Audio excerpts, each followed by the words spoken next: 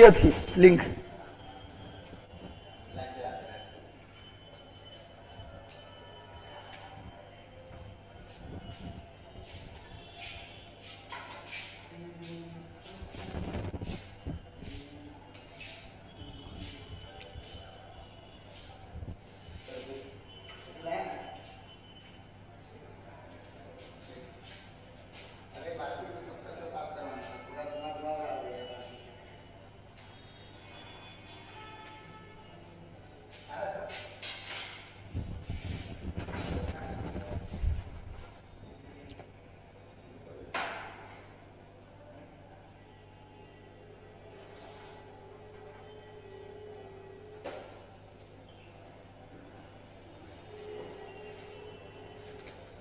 क्या रूस का कब्जा कब हो रहा है यूक्रेन पर ना? क्या पवन दीप अरुणिता पवन की नई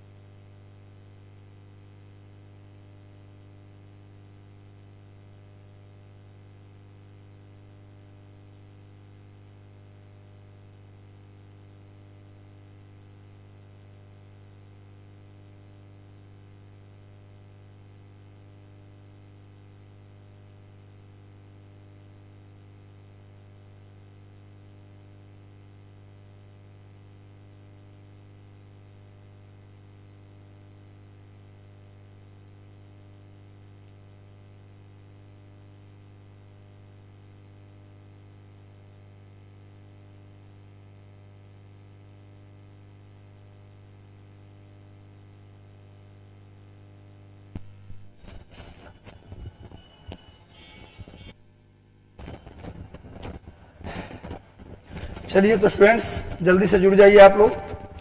हेम नारायण भारती, आशीर्वाद, जेबा, फिरदौश, अभिजीत जी, सभी को मिशन 50 के करंट अफेयर सीरीज में स्वागत है भैया। शानदार जानदार टॉप 50 करंट अफेयर मैं आपके लिए लाया हूं। लगातार जुड़े रहिए, लोगों को जोड़ते रहिए, सेशन को शेयर कर दीजिए ताकि अधिक से अधिक लोगों तक बात पहुंच जाए। सबको गुड इवनिंग, सबको शुभकामनाएं। बस लगातार लगे रहना है। इस बार नहीं, अगले बार की होली ज्वाइनिंग के बाद मनाएंगे। अगले बार की होली से पहले हाथ में एसडीएम और डीएसपी का लेटर होगा मेरे पास, मतलब आपके पास। बस मेहनत करना है, मेहनत करना है, आग लगा देनी है। जब तक सिलेक्शन नहीं, मेरे लिए कोई त्योहार नहीं। त्योहार तभी मनाएंगे जब सिलेक्शन ले लेंगे। तो लगातार लगे रहिए, कोई होली नहीं। 30 अप्रैल प्री है, उसको बेहतर करना है। उसके बाद मेंस होगा सितंबर अक्टूबर में, उसको भी बेहतर करना है। दिसंबर में इंटरव्यू होगा, उसको भी बेहतर करना है। अब मार्च से पहले हाथ में ऑफिसर का ज्वाइनिंग लेटर होगा मेरे पास। यानी कि मेहनत करो, हम आपके साथ हैं। चलिए भैया, अंकिता, अदिति, मेघनाथ सिंह, सुंजन कुमार जी, आशीर्वाद, शुभकामनाएं।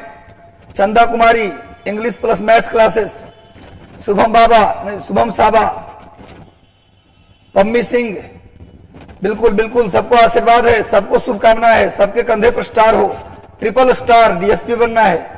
राहुल राणा, आशीर्वाद। अमरजीत कुमार जी, अंकिता कुमारी, सभी को गुड इवनिंग, सभी को शुभकामनाएं। विक्की, रवि, अंकिता, सभी को शुभकामनाएं। तो चलिए आज का हम करंट अफेयर सीरीज का आगाज करते हैं और आज का पहला करंट देखते हैं। दो जो लेटेस्ट करंट अफेयर है सबसे पहले मैं आपके लिए लाता हूं ताकि आप जब दुनिया जगे उससे पहले आपका एक करंट हो जाए। तो सेशन को शेयर कर दीजिए, सभी लोग सेशन को अधिकतम लोगों तक शेयर कर दीजिए, अधिकतम लोगों तक शेयर कर दीजिए ताकि अधिक से अधिक लोग सेशन से जुड़ जाएं। तो चलिए, राष्ट्रपति रामनाथ कोविंद ने 1 मार्च 2022 को प्रेसिडेंट स्टेट दिल्ली में नव विकसित आरोग्य वनम का उद्घाटन किया है। आरोग्य वनम, एक नया गार्डन डेवलप किया गया है जिसका नाम है आरोग्य वनम। इसका शिलान्यास किसने किया? रामनाथ कोविंद ने। इसमें लगभग 215 जड़ी बूटियां और पौधे शामिल हैं। इसमें एक योग मंच भी होगा। ये जो आरोग्य वनम है, आरोग्य वनम, उसका उद्घाटन श्री रामनाथ कोविंद जी के द्वारा किया गया है। कहां किया गया? तो ये किया गया प्रेसिडेंट स्टेट दिल्ली में। इसका नाम है आरोग्य वनम। इसके अंदर क्या होगा? 215 जड़ी बूटी और पौधे शामिल होंगे और इसमें एक योग मंच भी होगा। इसका उद्घाटन कहां किया गया है? इसका उद्घाटन दिल्ली में किया गया है 1 मार्च को। वर्तमान माननीय राष्ट्रपति रामनाथ कोविंद जी के द्वारा आरोग्य वनम किया गया है। इसमें 215 प्रकार के जड़ी बूटी और पौधे शामिल हैं और इसमें एक योग मंच, योग करने के लिए एक मंच भी बनाया गया है। तो सेशन के साथ जुड़े रहना अंत तक। आज का सेशन बहुत ज्यादा इंपॉर्टेंट होने वाला है। आज के सेशन में बिहार स्पेशल भी रखा गया है, बेहतरीन बिहार स्पेशल। बस अंत तक जुड़े रहना पड़ेगा, तब मिलेगा वो क्रीम आपको बिहार स्पेशल का। तो चलो भैया, नेक्स्ट आते हैं, अगला करंट अफेयर देखते हैं हम लोग। नेक्स्ट करंट अफेयर है बांग्लादेश। देखो, अभी हाल ही में WHO के द्वारा हाल ही में पूरे दुनिया में जितने गरीब देश हैं उनको वैक्सीन देने के लिए, क्योंकि सभी देश वैक्सीन नहीं बना रहे हैं क्योंकि उतना ज्यादा उनके पास न तो पैसा है और न ही टेक्नोलॉजी है। तो जो गरीब देश हैं उन देशों को वैक्सीन मुफ्त में देने के लिए WHO के द्वारा एक प्लान चलाया गया था जिसका नाम था Covax plan. Covax plan, note कर लीजिए, क्वेश्चन आएगा कि कोवैक्स प्लान क्या है, तो क्या बोलेंगे? WHO के द्वारा चलाया गया कैसा प्रोग्राम? ऐसे गरीब देश जो वैक्सीन नहीं बना सकते उन्हें फ्री में वैक्सीन देने के लिए कोवैक्स योजना चलाई गई WHO के द्वारा। और कोवैक्स योजना के तहत बांग्लादेश अमेरिका से सबसे ज्यादा वैक्सीन प्राप्त करने वाला देश बन गया। अमेरिका से WHO के कोवैक्स योजना के तहत अमेरिका के बना हुआ वैक्सीन सबसे ज्यादा प्राप्त करने वाला देश कौन बन गया है? बांग्लादेश। बांग्लादेश की राजधानी ढाका, उसके प्रधानमंत्री शेख हसीना। बांग्लादेश की राजधानी ढाका, उसके प्रधानमंत्री शेख हसीना। और बांग्लादेश के स्थापना के 2021 में कितने साल पूरे हो गए? 50 साल। बांग्लादेश के स्थापना के 2021 में 50 साल पूरे हो गए। और हाल ही में भारत सरकार ने, आपको मैंने पढ़ाया था, नोट कर लेना, 1000 बांग्लादेशी छात्र को स्वर्ण जयंती छात्रवृत्ति देगा भारत सरकार। भारत सरकार बांग्लादेश में पढ़ने वाले, भारत में पढ़ने वाले बांग्लादेशी छात्रों को, 1000 छात्रों को भारत सरकार क्या देगी? स्वर्ण जयंती छात्रवृत्ति। एक बांग्लादेश के स्थापना के 50 साल पूरे हो गए हैं। कब पूरे हो गए? 2021 में। 1971 में बांग्लादेश को आजादी मिली, बांग्लादेश एक नया देश बना। शेख मुजीबुर रहमान, बंग बंधु शेख मुजीबुर रहमान के प्रयास से बांग्लादेश को आजादी मिली। उसके 50 साल पूरे हो गए। इसी उपलक्ष्य में भारत सरकार 1000 बांग्लादेशी छात्र को इंडिया में पढ़ने के लिए क्या देगी? छात्रवृत्ति, स्कॉलरशिप देगी। इसको भी याद कर लो। बांग्लादेश के प्रधानमंत्री शेख हसीना।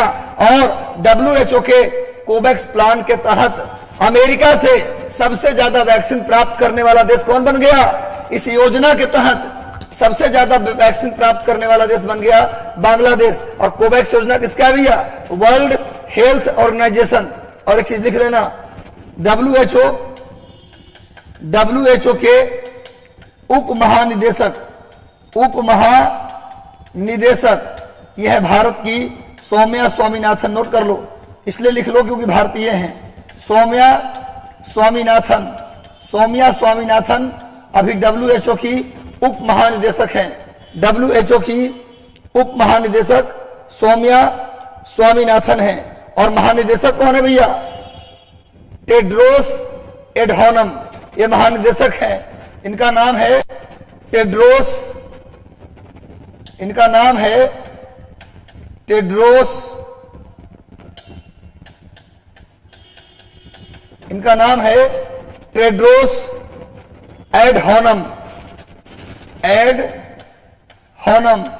ये महानिदेशक हैं, WHO के महानिदेशक टेड्रोस एडहानम।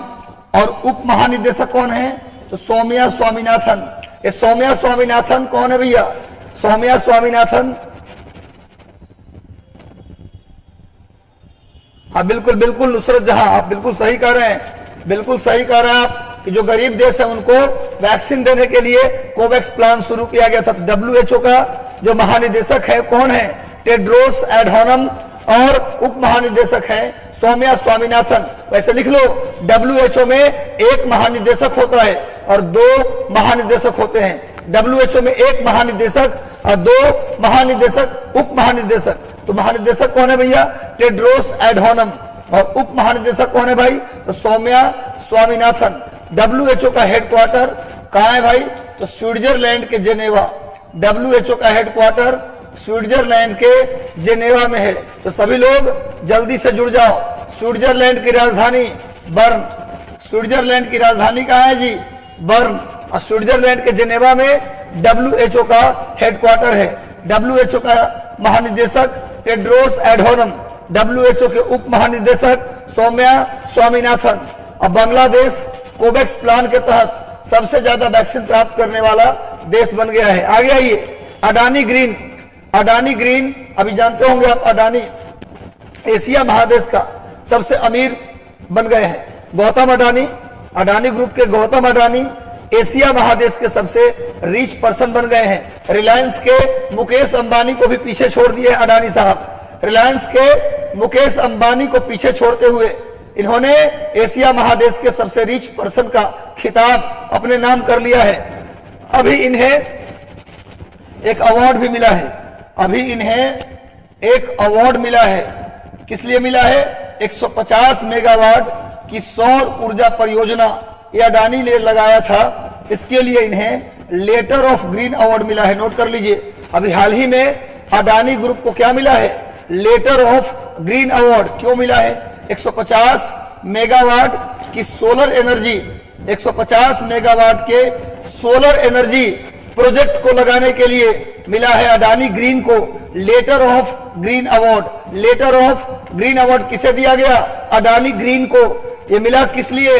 150 मेगावाट सोलर एनर्जी लगाने के लिए। और हाल ही में अडानी को एशिया के सबसे अमीर व्यक्ति घोषित किया गया है। अडानी को एशिया का सबसे अमीर, अंबानी को पीछे छोड़ते हुए अडानी एशिया के सबसे रिच बन गए भैया। और सौर ऊर्जा, सोलर एनर्जी के उत्पादन के लिए अडानी ग्रीन को मिला है letter of green award. Note कर लीजिए। नेक्स्ट आते हैं अगला करंट है दिल्ली पुलिस ने।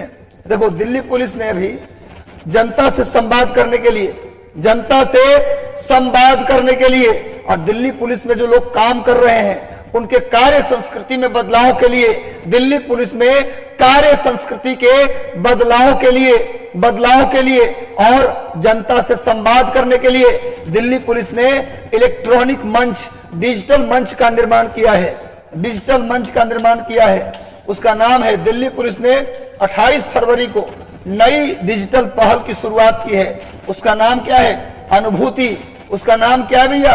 अनुभूति। और दूसरे का नाम है ई चिट्ठा। नोट कर लीजिए। अभी दिल्ली पुलिस ने आम जनता से बातचीत करने के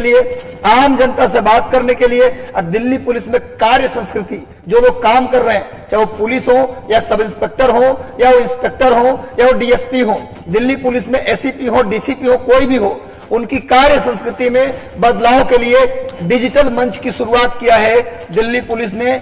और डिजिटल मंच का नाम है अनुभूति और ई चिट्ठा और अनुभूति उसका नाम है। देखो भैया, अनुभूति क्या करेगा?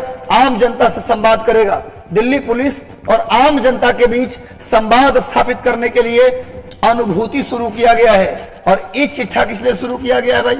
ई चिट्ठा दिल्ली पुलिस के जो कर्मचारी हैं उनकी कार्य संस्कृति, कार्यशैली, वो कैसा काम कर रहे हैं और बेहतर कैसे काम कर सकते हैं, उसके लिए ई चिट्ठा की शुरुआत की गई है। और अनुभूति आम जनता से वार्तालाप करने के लिए की गई है।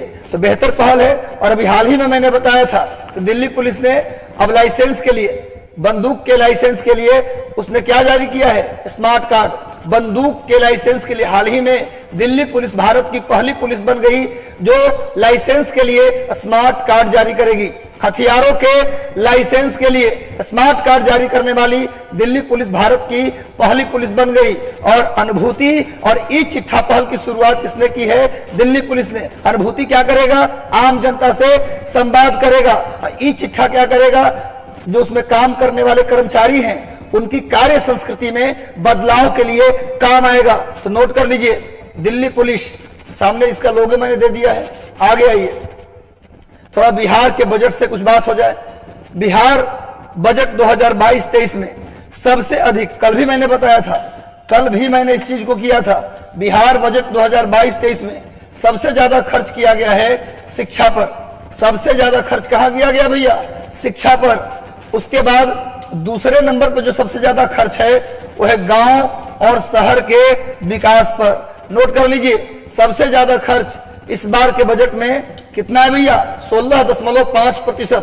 पूरे बजट का लगभग 16.5% खर्च कहां होगा? शिक्षा पर। कितनी अच्छी बात है, सबसे ज्यादा खर्च हम शिक्षा पर कर रहे हैं, इससे बेहतर कुछ हो नहीं सकता। इसके बाद दूसरे नंबर पे गांव और शहर के विकास, इनके लिए खर्च किया जाएगा 12.5, लगभग 12.5%, लगभग 16.5% खर्च होगा शिक्षा पर, 12.5% खर्च होगा गांव और शहर के विकास पर। और 740 करोड़, यहां पर करोड़ हो जाएगा, 740 करोड़ के लागत से क्या बनेगा? अंतरराष्ट्रीय क्रिकेट स्टेडियम। इस बार के बजट में एक चीज और कहा गया है कि बिहार में अभी मोइनुल हक स्टेडियम है। कौन सा स्टेडियम है भैया? मोइनुल हक स्टेडियम। वो भी खेलने के काम नहीं आता। तो बिहार में एक अति आधुनिक अंतरराष्ट्रीय क्रिकेट स्टेडियम के लिए 740 करोड़ रुपए रखने की बात इस बार के बजट में बिहार सरकार ने किया है। इसके अलावा अगर बात करें आप, इसके अलावा बात करें इस बार के बजट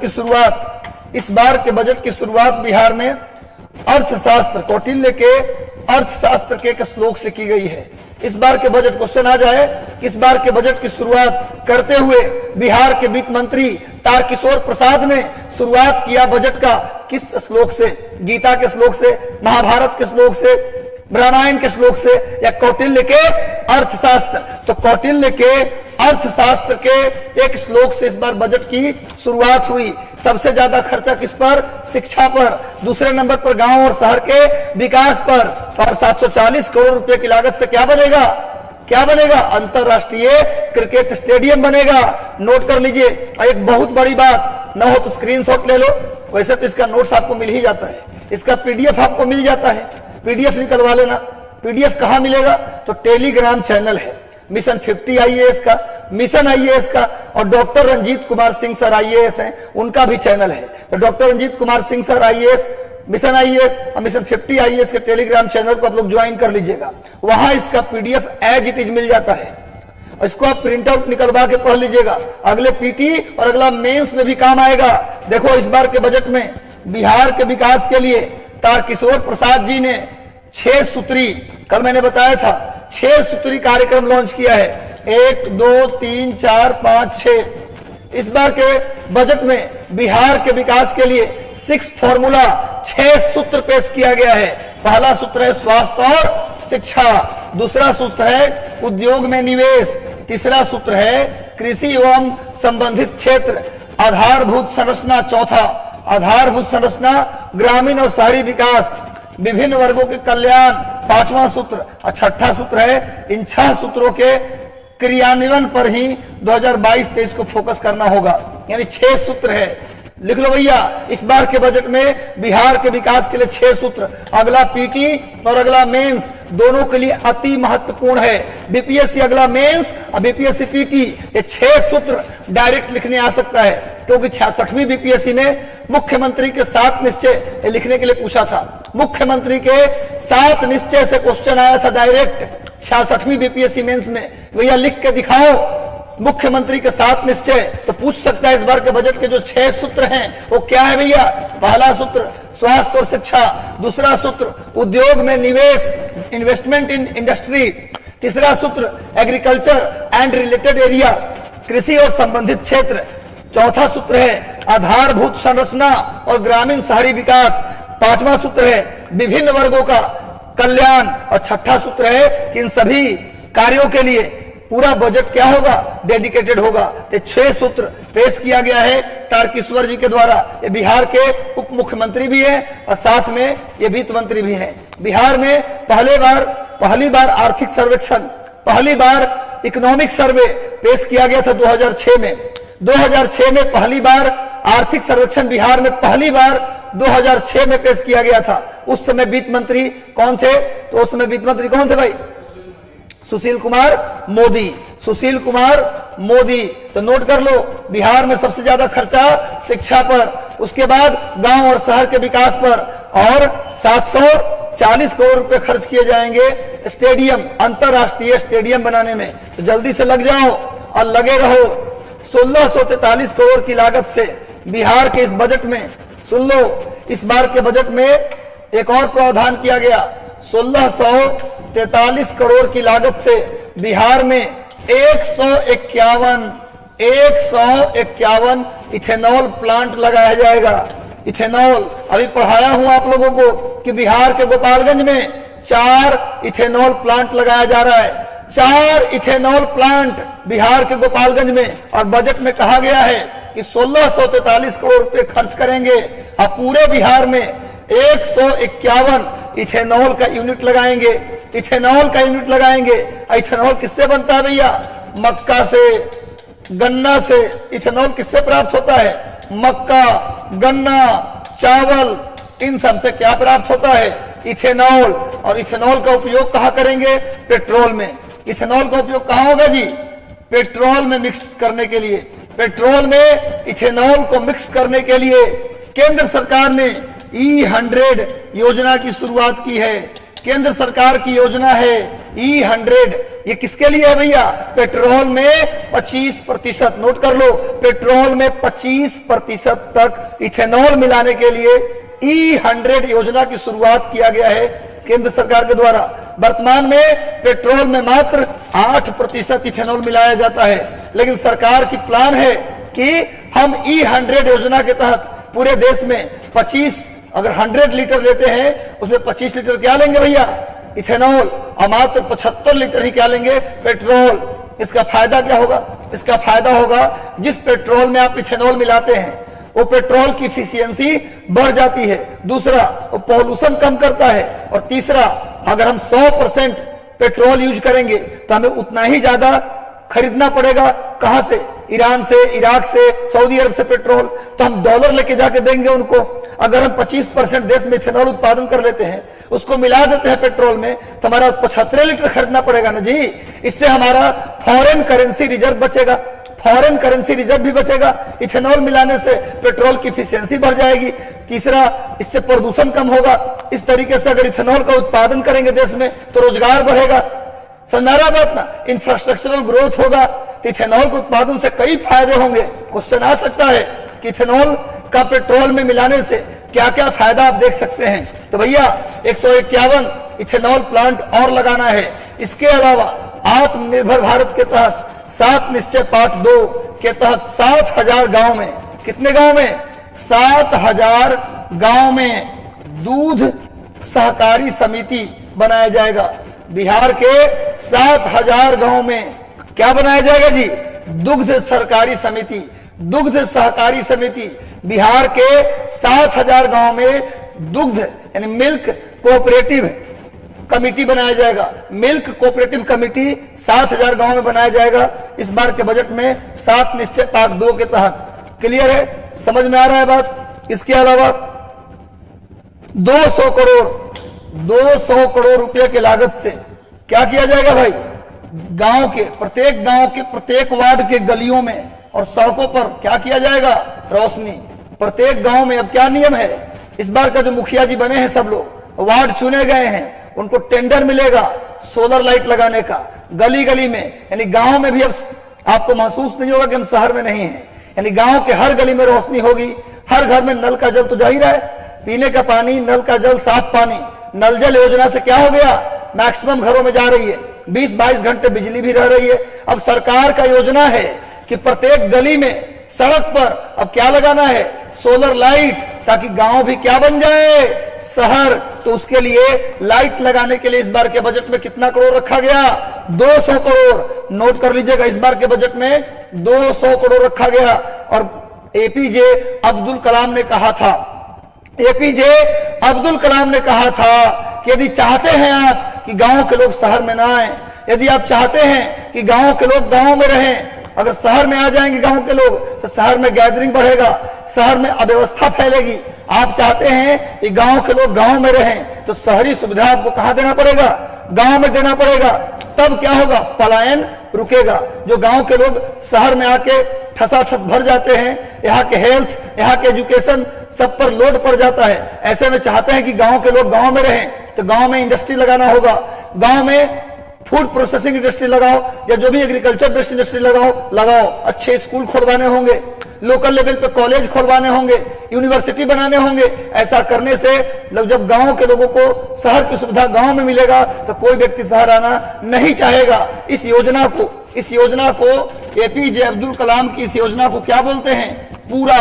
एपीजे अब्दुल कलाम नीतीश कुमार के सबसे फेवरेट रहे हैं। नीतीश कुमार माननीय मुख्यमंत्री बिहार के सबसे फेवरेट रहे हैं एपीजे अब्दुल कलाम। कई बार जब एपीजे अब्दुल कलाम राष्ट्रपति थे तो कई बार नीतीश कुमार के नेतृत्व में बिहार आए थे। राष्ट्रपति थे तब नहीं, मतलब राष्ट्रपति से रिटायर हो गए थे, तो कई बार नीतीश कुमार के बुलाने पर वो बिहार आए थे। अब उन्हीं का योजना है कि गांव को क्या बना दो? शहर। यदि चाहते हो कि शहर पर लोड कम हो, इसका फुल फॉर्म है providing urban amenity in rural area. Providing urban amenity in rural area 2003 में ये वाला मंत्र दिए थे हमारे माननीय महान वैज्ञानिक राष्ट्रपति एपीजे अब्दुल कलाम ने। कहा था providing urban amenity in rural area. Note कर लो, providing urban amenity in rural area 2003। और उसी के तहत फॉलो करते हुए नीतीश कुमार ने क्या लाया है? हर घर बिजली योजना। सभी घर में क्या चला जाए? बिजली, हर घर नल का जल, तो हर घर में नल का जल जाएगा तो शहरी सुविधा। इसके अलावा अब गांव में, गलियों में, सड़कों पर रोशनी करने के लिए 200 करोड़ रुपए खर्च किए जाएंगे। बहुत बेहतरीन बात है। बिहार ऐसे ही तरक्की करता रहे, हम सबकी इच्छा यही है। ये सामने तारकेश्वर प्रसाद, माननीय महान वित्त मंत्री श्री तारकेश्वर प्रसाद जी का पिक है, देख लीजिए। आगे आते भाई 2022, ये सबसे इंपॉर्टेंट है। ये लाइन तो आप नोट कर लो, ये लाइन से क्वेश्चन आना ही आना है, आज नहीं तो कल इससे क्वेश्चन आएगा। ये लाइन सबसे ज्यादा महत्वपूर्ण है। लिख देता हूं, भी आई 3 बार भी उसके बाद आई, इसलिए नोट कर लेना भाई। 25,885 करोड़ रुपए नोट कर लो। बिहार का जो राजकोषीय घाटा है, बिहार का फिजिकल डेफिसिट हमेशा पूछता है, सीधे आंकड़ा दे देता है, सीधे आंकड़ा देगा, रुपया के फॉर्म में भी देगा और प्रतिशत के फॉर्म में भी देगा। रुपया का फॉर्म और प्रतिशत का फॉर्म। तो बिहार का राजकोषीय घाटा 25,885 करोड़ रुपया है, जो कि पूरे जीडीपी का कितना है जी? 3.47%। आपको ये भी याद रखना पड़ेगा, और ये भी बिहार सरकार, बीपीएससी आयोग वो क्या पूछेगी आप समझ लीजिए। 25,885 करोड़ रुपए राजकोषीय घाटा रुपया में है। अगर इसको जीडीपी के प्रतिशत में निकालें तो कितना है भैया? 3.47%। राजकोषीय घाटा मतलब फिजिकल डेफिसिट, ये स्पेशली बिहार का है। बिहार का फिजिकल डेफिसिट है 25,885 करोड़ और परसेंटेज में 3.47 जीडीपी का। नोट कर लीजिए, ये बहुत इंपॉर्टेंट है। एग्जाम में डायरेक्ट हिट होगा, एग्जाम में डायरेक्ट हिट होगा। सेशन के साथ जुड़ जाओ और मैक्सिमम सेशन को शेयर कर दो, सेशन को अधिकतम लोगों तक शेयर कर दो, ताकि अधिक से अधिक लोग सेशन के साथ जुड़ जाएं। अगले करंट पर बढ़ते हैं हम लोग। नेक्स्ट करंट है भैया, इस वर्ष 2022 में दिल्ली विश्वविद्यालय की स्थापना के 100 वर्ष पूरे हो जाएंगे। दिल्ली विश्वविद्यालय की स्थापना के कितने साल पूरे हो जाएंगे मेरे भाई? 100 वर्ष पूरे हो जाएंगे। दिल्ली विश्वविद्यालय के स्थापना के 100 वर्ष पूरे हो जाएंगे। इसमें हमारे प्रधानमंत्री का निमंत्रण भी है। 1 मई को इसका क्या होगा? उद्घाटन समारोह, मतलब कि 1 मई को शताब्दी समारोह प्रारंभ होगा। लिख दे, इस वर्ष 2022 में दिल्ली विश्वविद्यालय की स्थापना का 100 वर्ष पूरा हो जाएगा, जिसका शताब्दी स्थापना समारोह 1 मई 2022 को प्रारंभ होगा। इसको आयोजित करने के लिए एक कमेटी गठित की गई है। इस कमेटी ने कहा है कि दिल्ली विश्वविद्यालय का डेवलपमेंट अब एबीसीडी मॉडल के आधार पर होगा। इसने कहा है कि दिल्ली विश्वविद्यालय का डेवलपमेंट जो होगा वो एबीसीडी मॉडल पर होगा। एबीसीडी मॉडल,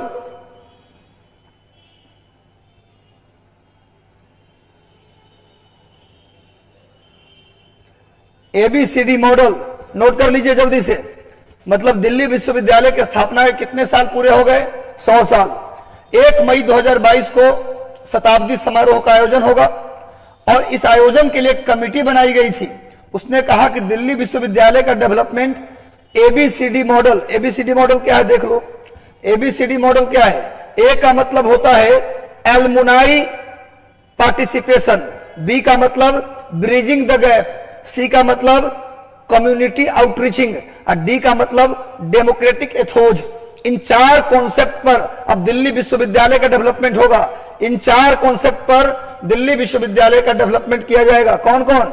एक एबीसीडी मॉडल, ए का मतलब एलमुनाई पार्टिसिपेशन, बी का मतलब ब्रिजिंग द गैप, सी का मतलब कम्युनिटी आउटरीचिंग और डी का मतलब डेमोक्रेटिक एथोज। इन 4 सिद्धांतों पर दिल्ली विश्वविद्यालय का डेवलपमेंट होगा।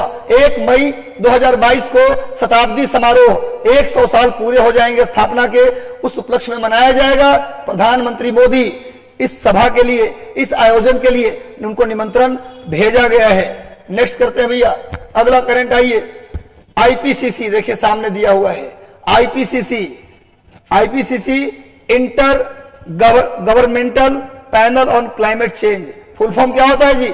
Inter governmental panel on climate change. इसकी स्थापना 1989 में हुआ था। 1989 में नोट कर लीजिए। IPCC intergovernmental panel on climate change. इसने कहा है कि यदि समय रहते नहीं सुधरे। जलवायु परिवर्तन पर संयुक्त राष्ट्र अंतर सरकारी जलवायु परिवर्तन पैनल आईपीसीसी ने ताजा रिपोर्ट में कहा है कि अगर कार्बन उत्सर्जन पर लगाम नहीं लगाई गई तो इस बार आप गर्मी के प्रकोप से नहीं बच सकते। गर्मी का प्रकोप भयावह हो सकता है। आईपीसीसी ने चेतावनी दी है। Inter governmental panel on climate change ने चेतावनी दी है कि यदि कार्बन उत्सर्जन पर रोक न लगाया गया, कंट्रोल न किया गया कार्बन डाइऑक्साइड को उत्सर्जन पर, तो इस बार ऐसी गर्मी होगी जिसको आप महसूस करेंगे कि यह भयावह गर्मी है।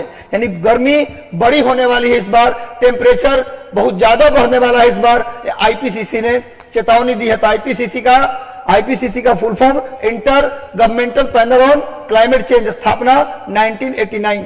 नेक्स्ट आइए, आगे आते हैं।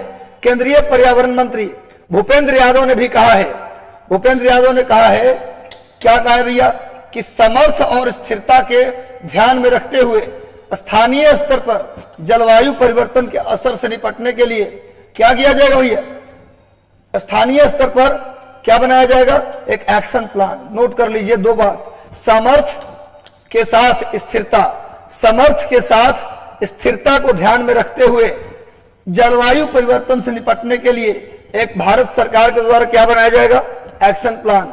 ये हमारे पर्यावरण मंत्री हैं, पर्यावरण मंत्री भूपेंद्र यादव ने कहा है कि क्लाइमेट चेंज से निपटने के लिए क्या करेंगे, क्लाइमेट चेंज से निपटने के लिए सामर्थ्य और स्थिरता को ध्यान में रखते हुए एक एक्शन प्लान तैयार किया जाएगा।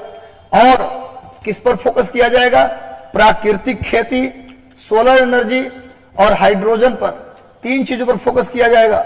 इस एक्शन प्लान में तीन बातों पर फोकस होगा, प्राकृतिक खेती पर जोर दिया जाएगा, सोलर एनर्जी पर जोर दिया जाएगा और हाइड्रोजन एनर्जी।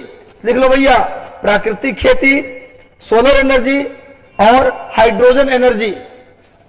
पूछा जाएगा कि हाल ही में पर्यावरण मंत्रालय ने किस लिए एक्शन प्लान बनाने की बात की है, तो भाई क्लाइमेट चेंज को कंट्रोल करने के लिए सामर्थ्य के साथ स्थिरता, यानी सामर्थ्य और स्थिरता को ध्यान में रखते हुए, स्टेबिलिटी को ध्यान में रखते हुए एक्शन प्लान बनेगा।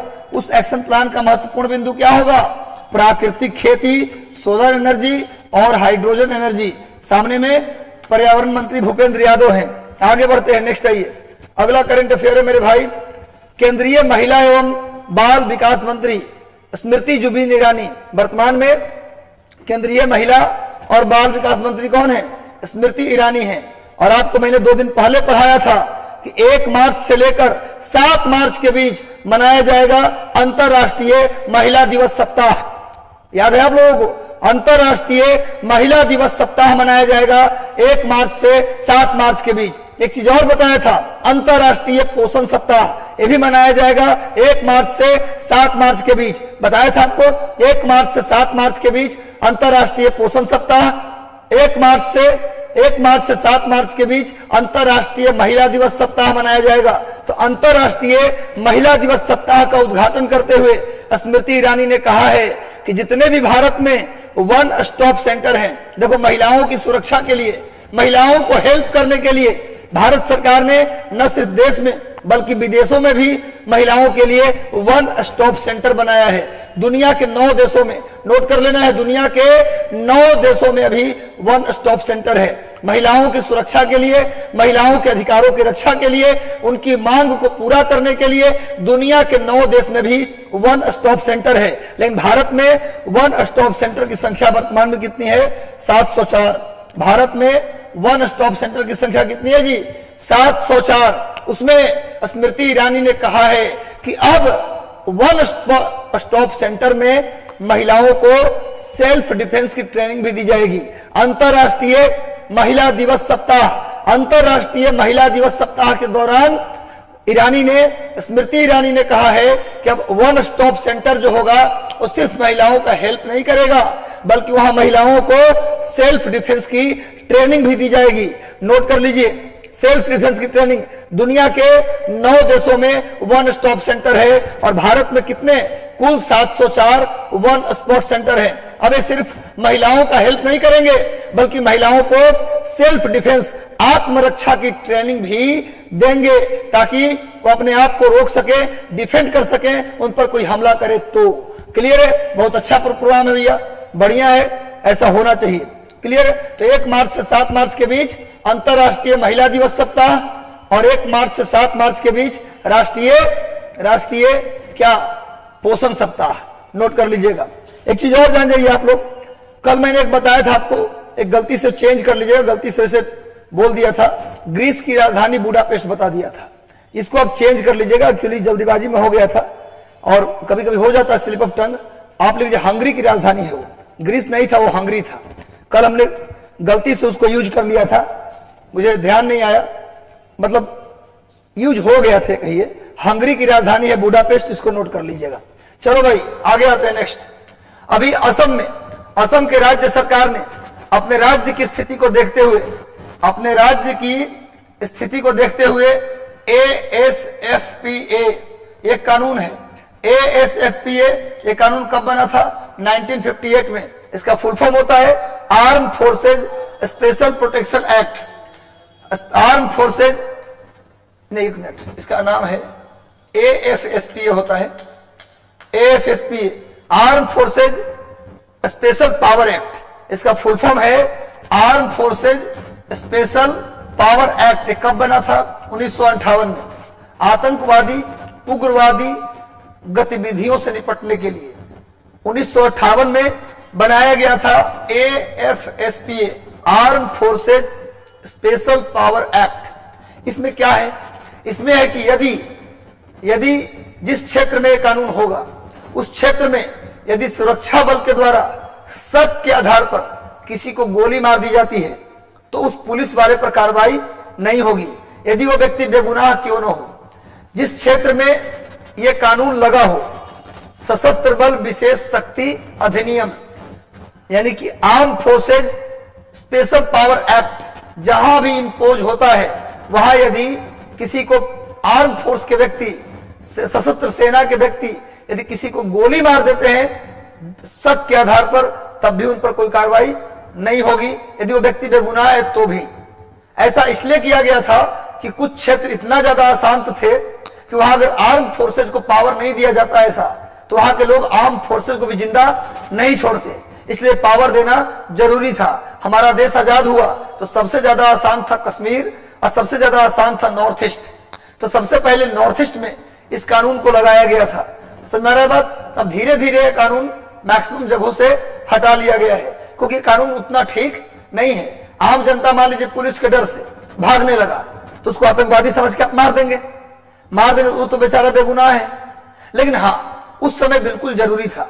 धीरे धीरे अब इसको रिवाइज करके हटाया जा रहा है, लेकिन असम में इस कानून को अगले 6 महीने के लिए और बढ़ा दिया गया है। अभी हाल ही में असम के मुख्यमंत्री कौन है भैया? हेमंत बिस्व शर्मा। हेमंत बिस्व शर्मा ने arm forces special power act को बढ़ा दिया है अगले 6 महीने के लिए। और लिख लो, इस कानून को हटाने से जुड़ी एक सामाजिक कार्यकर्ता हैं जिनका नाम है इरोम शर्मिला। नोट कर लीजिए, इस कानून को हटाने के लिए किसने आंदोलन किया था? इरोम शर्मिला।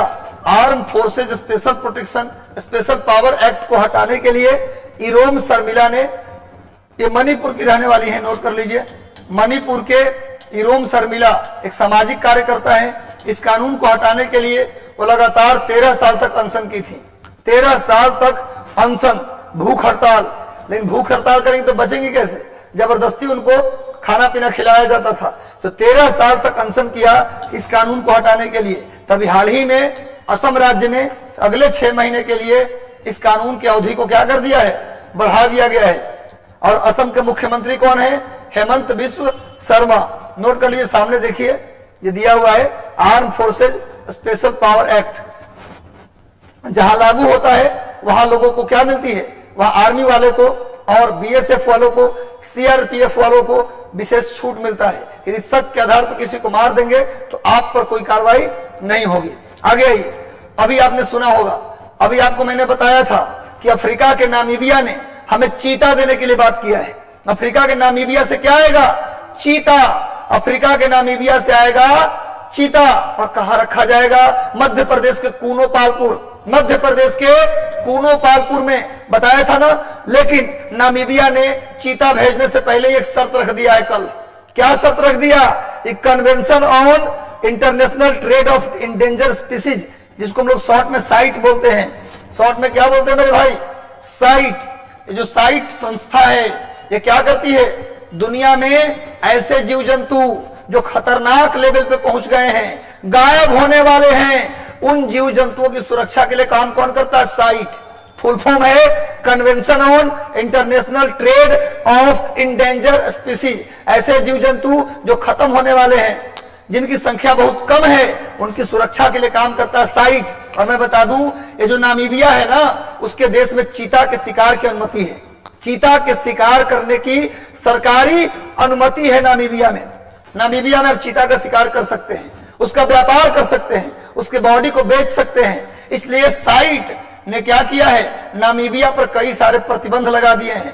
अभी कह रहा है भारत को कि हम चीता देंगे आपको, लेकिन उसके बदले हमको साइट में जाके पैरवी कर दीजिए कि प्रतिबंध न लगाया जाए, वो चीता को मार रहा है, मारने दिया जाए। मैंने हमको चीता को मारने के लिए परमिशन नहीं दे रहा है साइट, और हम चाहते हैं कि हम चीता को मारें, उसका व्यापार करें। मेरे यहां काम भर चीता है, तो भारत से वो चाहता है कि साइट में हमें समर्थन करे भारत, तबे हम उसको चीता देंगे। तो भारत इसका समर्थन कभी नहीं कर सकता, क्योंकि 1952 में इंडिया में चीता विलुप्त घोषित कर दिया गया। जिस देश में चीता गायब हो गया, वो कैसे समर्थन कर सकता है किसी का? इसलिए भैया अब लगता है कि शायद नामीबिया हमको चीता न भेजे, है ना। नामीबिया हमें अब चीता प्रोवाइड न कराए, इसके लिए उसने कहा है भारत से साइट में समर्थन देने को कहा है। ऐसे में नामीबिया से चीता लाने की प्रक्रिया में बाधा उत्पन्न हो सकती है। साइट्स के द्वारा नामीबिया पर दबाव बनाया गया है कि जिसके तहत नामीबिया में चीता के अंगों की तस्करी पर रोक लगाने की बात की गई है। इसमें मध्य प्रदेश के कूनोपालपुर अभयारण्य में चीता लाने की बात किया गया था।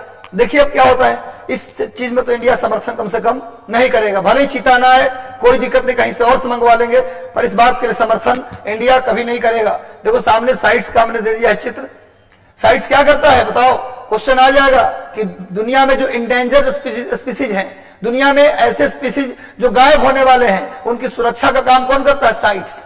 याद रखिएगा। और एक चीज और आपकी जानकारी के लिए, बिहार स्पेशल नोट कर लो। साइट्स के साइड में बिहार का कौन सा झील शामिल किया गया है?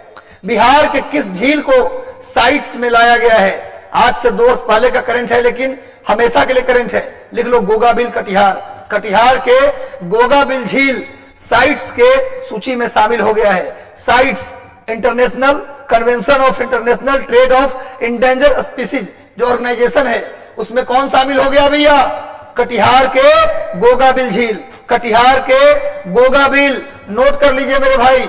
और नामीबिया चाहता है भारत से कि साइट में हमारा इंडिया समर्थन करे और बोले कि चीता को का जो अंगों का व्यापार चल रहा है नामीबिया के द्वारा, उसे रोका ना जाए। नामीबिया की राजधानी नोट कर लो, विंडहोक। नामीबिया की राजधानी विंडहोक। नामीबिया की राजधानी विंडहोक। और वहां कौन सा मरुस्थल है?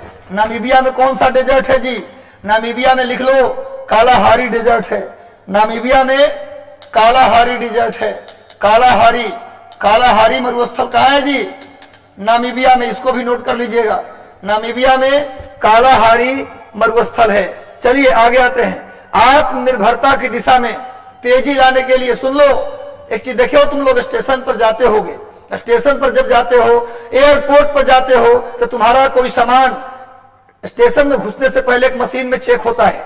उस मशीन का नाम है कार्गो स्कैनर। उसका नाम क्या होता है जी? Cargo scanner. जिस मशीन में आपका चेक होकर स्टेशन में सामान जाता है, उसको बोलते हैं कार्गो स्कैनर। आज तक इस स्कैनर को हम चीन से मंगवाते थे। अब क्या हो रहा भैया? भारत ने निर्णय लिया है कि अब हम देश में ही बनाएंगे। इस तरह का स्कैनर अब कहां बनाएंगे? देश में बनाएंगे, चीन से नहीं मंगवाएंगे। अभी तक जितना स्कैनर आप देख रहे हैं, सब कहां से मंगवाया गया है? चीन से। तबे ना मैक्सिमम स्कैनर बिगड़ा हुआ रहता है। मैक्सिमम स्कैनर काम ही नहीं करता है, बैग लेके लोग प्रवेश करते रहते हैं आराम से। हो गया सब चेकिंग, है ना जी। सब चाइना का माल है भैया। अब भारत का भी है, चाइना के माल नहीं। अब अपने स्वदेश निर्मित माल पर डिपेंड करेंगे। तो भैया आत्मनिर्भरता की दिशा में कदम बढ़ाते हुए भारत ने क्या किया भैया, अब स्वदेश निर्मित कार्गो स्कैनर का उपयोग एयरपोर्ट, रेलवे स्टेशन, बंदरगाह इत्यादि में करेगा। अभी तक चीन द्वारा निर्मित कार्गो स्कैनर का उपयोग हमारे देश में किया जाता था। इसका नाम क्या देंगे, कार्गो स्कैनर। सुन लो, कार्गो वही जोड़ते हैं। अगर किसी विमान के बगल में कार्गो लगा है, इसका मतलब उस विमान में क्या ढुलाता होगा, माल ढुलाई। जिस विमान में, जिस ट्रेन में, जिस बस में, जिस रोड में लगा हो कार्गो, उसका इस्तेमाल हम हमेशा किसके लिए करते हैं, माल ढुलाई। माल ढुलाई के लिए जिसका उपयोग करेंगे उसके नाम में क्या लगेगा, कार्गो। याद रखिएगा आप लोग, बहुत इंपॉर्टेंट बात बता रहा हूं। चलो मेरे भाई आगे आते हैं। अभी यूनाइटेड नेशन ने यूनाइटेड नेशन मतलब संयुक्त राष्ट्र में, अमेरिका ने संयुक्त राष्ट्र में रूस के 12 पॉलिटिशियंस को क्या कर दिया है, बर्खास्त। यूक्रेन पर रूस के द्वारा जब हमला हुआ, लगातार यूक्रेन के अंदर रूस घुसता जा रहा है और इसी गति से, जिस गति से रूस अंदर घुसता जा रहा है, उसी गति से यूरोपियन कंट्री और अमेरिका रूस पर प्रतिबंध भी लगा रहे हैं। लगातार उन लोग प्रतिबंध लगाता जा रहा है, हर तरीके से कनेक्शन काटता जा रहा है, रूस को पनिशमेंट दिया जा रहा है। लेकिन रूस कह रहा है भैया जात दे ही दिए हैं तो भात खा के निकलते हैं। भैया रूस को हर तरीके से सताया जा रहा है यूक्रेन पर हमला को लेकर। तभी 12 पॉलिटिशियंस को यूएनओ से निकाल दिया अमेरिका। क्या कहा कि भैया उन पर जासूसी गतिविधियों का आरोप लगाते हुए अमेरिका ने कहा है कि ये 12 राजनयिक जासूसी कर रहे थे, इसलिए हमने निकाला है। लेकिन रूस ने कहा है कि एक तरफा कार्रवाई है। रूस ने क्या बोला है भैया, ये कार्रवाई एक तरफा है, ये कार्रवाई गलत है। यानी कि रूस के जो 12 पॉलिटिशियंस थे यूएनओ में, उनको अमेरिका ने क्या कर दिया है, बाहर निकाल दिया है जासूसी के आरोप को लगाकर। नेक्स्ट आइए, अभी रूस के द्वारा यूक्रेन पर हमले में बता तो रहा हूं, जितने भी संगठन हैं यूरोप में या अमेरिका में, सब के सब रूस पर क्या कर रहे हैं, प्रतिबंध लगा रहे हैं। और हम कहते हैं रूस का द्वारा यूक्रेन पर हमला ये एशिया महादेश के देशों के लिए बेहतर है, गलत नहीं है। यदि अमेरिका के आप अच्छे दोस्त नहीं हैं, अमेरिका के अच्छे दोस्त है तो आपको अच्छा नहीं लगेगा। लेकिन अगर अमेरिका के आप दोस्त नहीं है तो आपको लगेगा कि रूस बिल्कुल सही काम किया है। तो रूस पर उस हमले को लेकर अभी वीजा और मास्टर कार्ड ने भी क्या किया है, रूस के वित्तीय संस्थानों को अपने नेटवर्क में प्रतिबंधित कर दिया है। नेटवर्क में वीजा और स्मार्ट कार्ड, नाम सुना होगा आपने, वीजा कार्ड, स्मार्ट कार्ड आपने देखा भी होगा। देखो सामने लिखा हुआ भी है, वीजा और मास्टर कार्ड का मैंने चित्र दे दिया है। देखो ये वीजा और ये मास्टर कार्ड है। इन दोनों ने क्या कर दिया भैया, इन दोनों ने रूस के वित्तीय संस्थानों को अपने नेटवर्क में क्या कर दिया, बैन कर दिया है, प्रतिबंधित कर दिया है यूक्रेन पर हमला को लेकर। आगे आते हैं, नेक्स्ट, रूस के द्वारा यूक्रेन में हुए हमले की निंदा करते हुए, सुन लो, रूस के द्वारा यूक्रेन पर जो हमला हुआ उसकी निंदा करते हुए फ्रांस ने रूस के खिलाफ आर्थिक युद्ध छेड़ने की चेतावनी दी है। क्या कहा भैया, जब तुम्हारे ऊपर क्या होगा, आर्थिक युद्ध का मतलब किसी भी प्रकार का रिलेशन तुमसे नहीं रखेंगे, हर प्रकार से तुम्हें प्रतिबंधित करेंगे, ये फ्रांस ने भी कहा है। हालांकि फ्रांस भारत का सबसे अच्छा मित्र है। जैसे रूस हमारा सबसे फेथफुल मित्र है, सबसे विश्वासी मित्र हमारा रूस है, वैसे ही फ्रांस भी हमारा विश्वासी मित्र है। लेकिन ये जरूरी नहीं कि जो हमारा मित्र है वो सब आपस में मित्र हों, ये भी जरूरी नहीं है। तो फ्रांस ने रूस को कहा है कि यदि युद्ध नहीं रोके तो तुम पर हर तरीके से आर्थिक वार हम करेंगे। और साथ में पेरिस में उसके संग्रहालय में पुतिन का मोम की प्रतिमा थी, उसको ढा दिया गया, गिरा दिया गया है। पुतिन के मोम की प्रतिमा को ढा दिया गया। पेरिस संग्रहालय में पुतिन का जो मोम का स्टैचू बना था उसे भी हटा दिया गया है और आर्थिक युद्ध की धमकी दी गई है। पेरिस फ्रांस की राजधानी है और पेरिस सीन नदी के किनारे है। पेरिस किस नदी के किनारे मेरे भाई, पेरिस सीन नदी के किनारे है। सीन नदी, पेरिस किस नदी के किनारे है, सीन। और पेरिस में यूनेस्को का हेडक्वार्टर है। पेरिस में यूनेस्को का हेडक्वार्टर और पेरिस संग्रहालय से पुतिन के स्टैचू को, मोम के स्टैचू को क्या कर दिया गया है, हटा दिया गया है। नोट कर लीजिए, सामने में देखिए, ये पेरिस म्यूजियम का चित्र है। देखिए कितना खूबसूरत पेरिस म्यूजियम का चित्र है, देख लीजिए। ये पेरिस म्यूजियम था जहां पुतिन का क्या लगा हुआ था, पुतिन का लगा हुआ था स्टैचू मोम का, उसे क्या कर दिया गया है, हटा दिया गया है। और फ्रांस ने कहा है कि भैया हम आर्थिक युद्ध छेड़ेंगे आपके खिलाफ यदि आपने नहीं रोका युद्ध तो। आगे आइए, कुछ दिन पहले हमने बताया था कि बिहार के 16 जिलों में हॉलमार्किंग कानून लागू है। बिहार के 16 जिलों में सोने के ऊपर, गोल्ड के ऊपर हॉलमार्किंग कानून लागू है 16 जिलों में।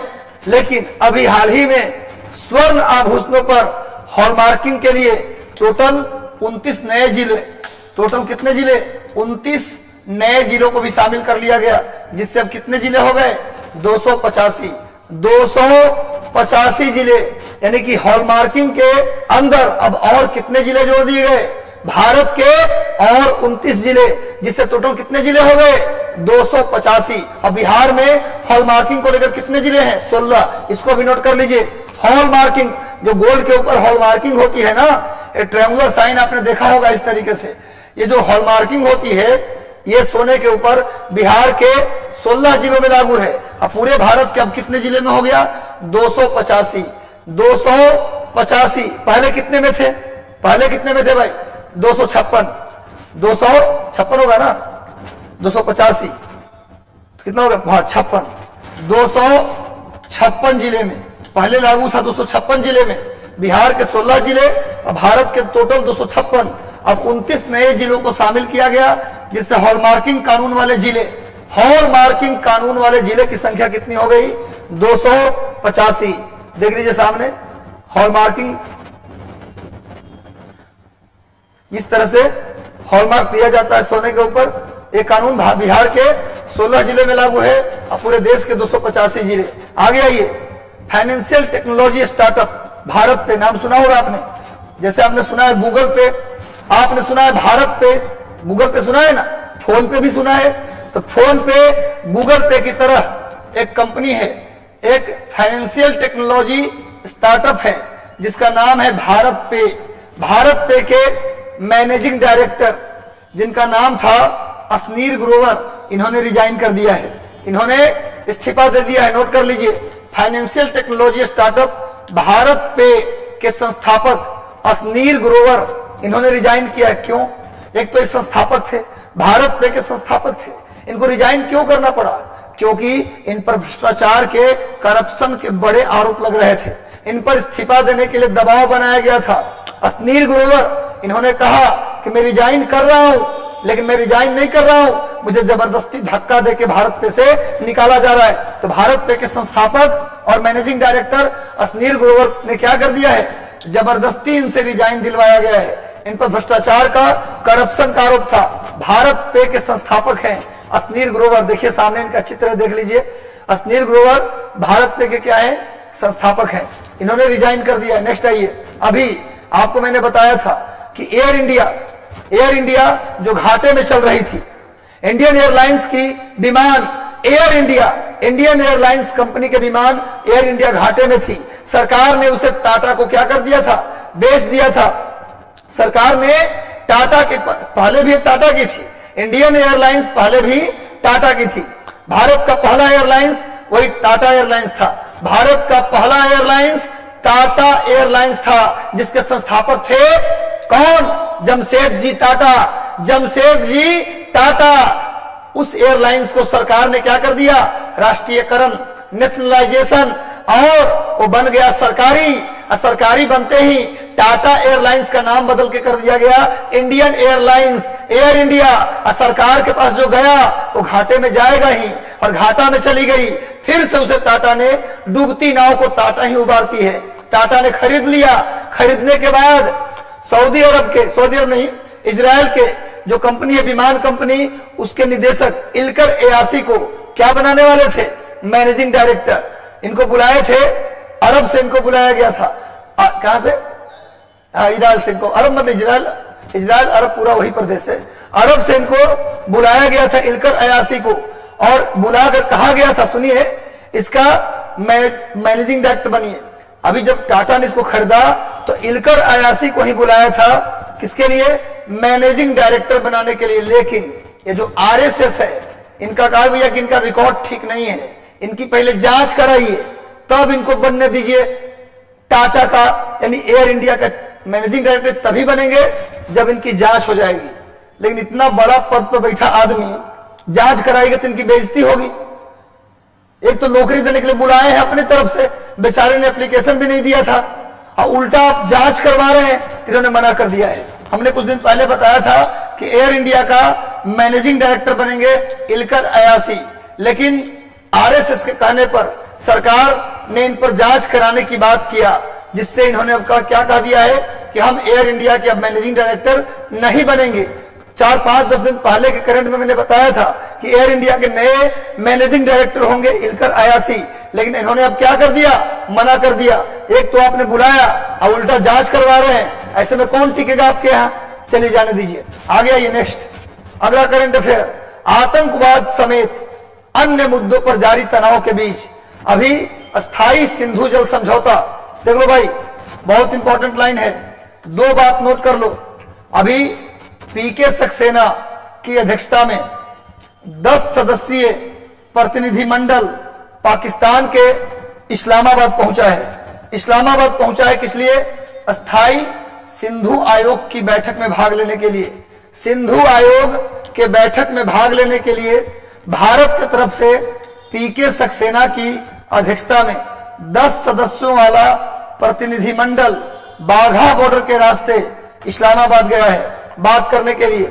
नोट कर लीजिए, करंट अफेयर में बस इतना ही है कि भैया स्थायी सिंधु जल आयोग के बैठक में भारत से कुल कितने लोग गए?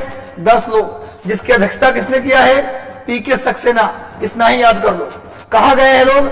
इस्लामाबाद। एक बात जो बड़ी महत्वपूर्ण है बता दूं कि भारत में सिंधु जल के बंटवारे का जो समझौता हुआ था वो 19 सितंबर 1960 को हुआ था, वर्ल्ड बैंक के निर्देशन में, विश्व बैंक के निर्देशन में 19 सितंबर 1960 को क्या हुआ था? सिंधु जल समझौता। नोट कर लीजिए, भारत और पाकिस्तान के बीच Sindhu water treaty, Sindhu water treaty हुआ था 19 सितंबर 1960 को। और बता दें कि इंडिया बट गया, भारत बट गया 1947 में।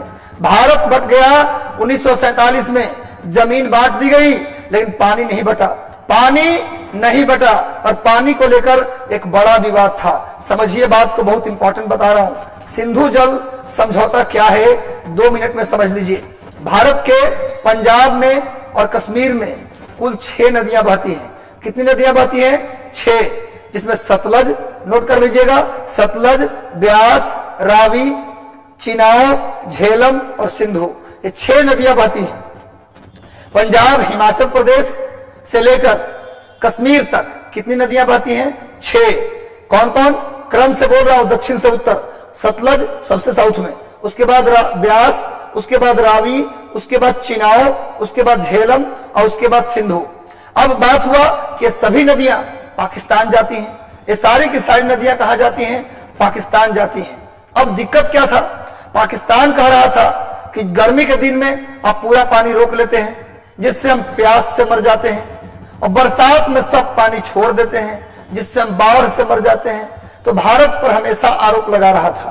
तो अंत में विश्व बैंक को मीडिएटर बनाया गया, और इसी के मीडिएशन में, जैसे आपके यहाँ घर में बंटवारा होता है, भाई भाई के बीच, 2 भाई के बीच बंटवारा होता है, बंटवारा होता ही नहीं है, बंटवारा रुक जाता है ना। लोटा का, थाली का, एक एक सामान का बंटवारा करते हैं।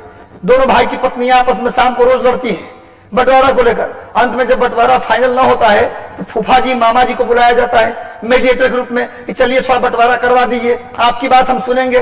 तो भारत पाकिस्तान रोज लड़ रहे थे, रोज ही दोनों लड़ रहे थे भाई। तो अंत में वर्ल्ड बैंक को बुलाया गया कि आप चल के पानी के बंटवारा करवा दीजिए।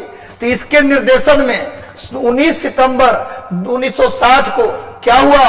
बंटवारा हुआ पानी का। कितने नदियों के? 6 नदियों के।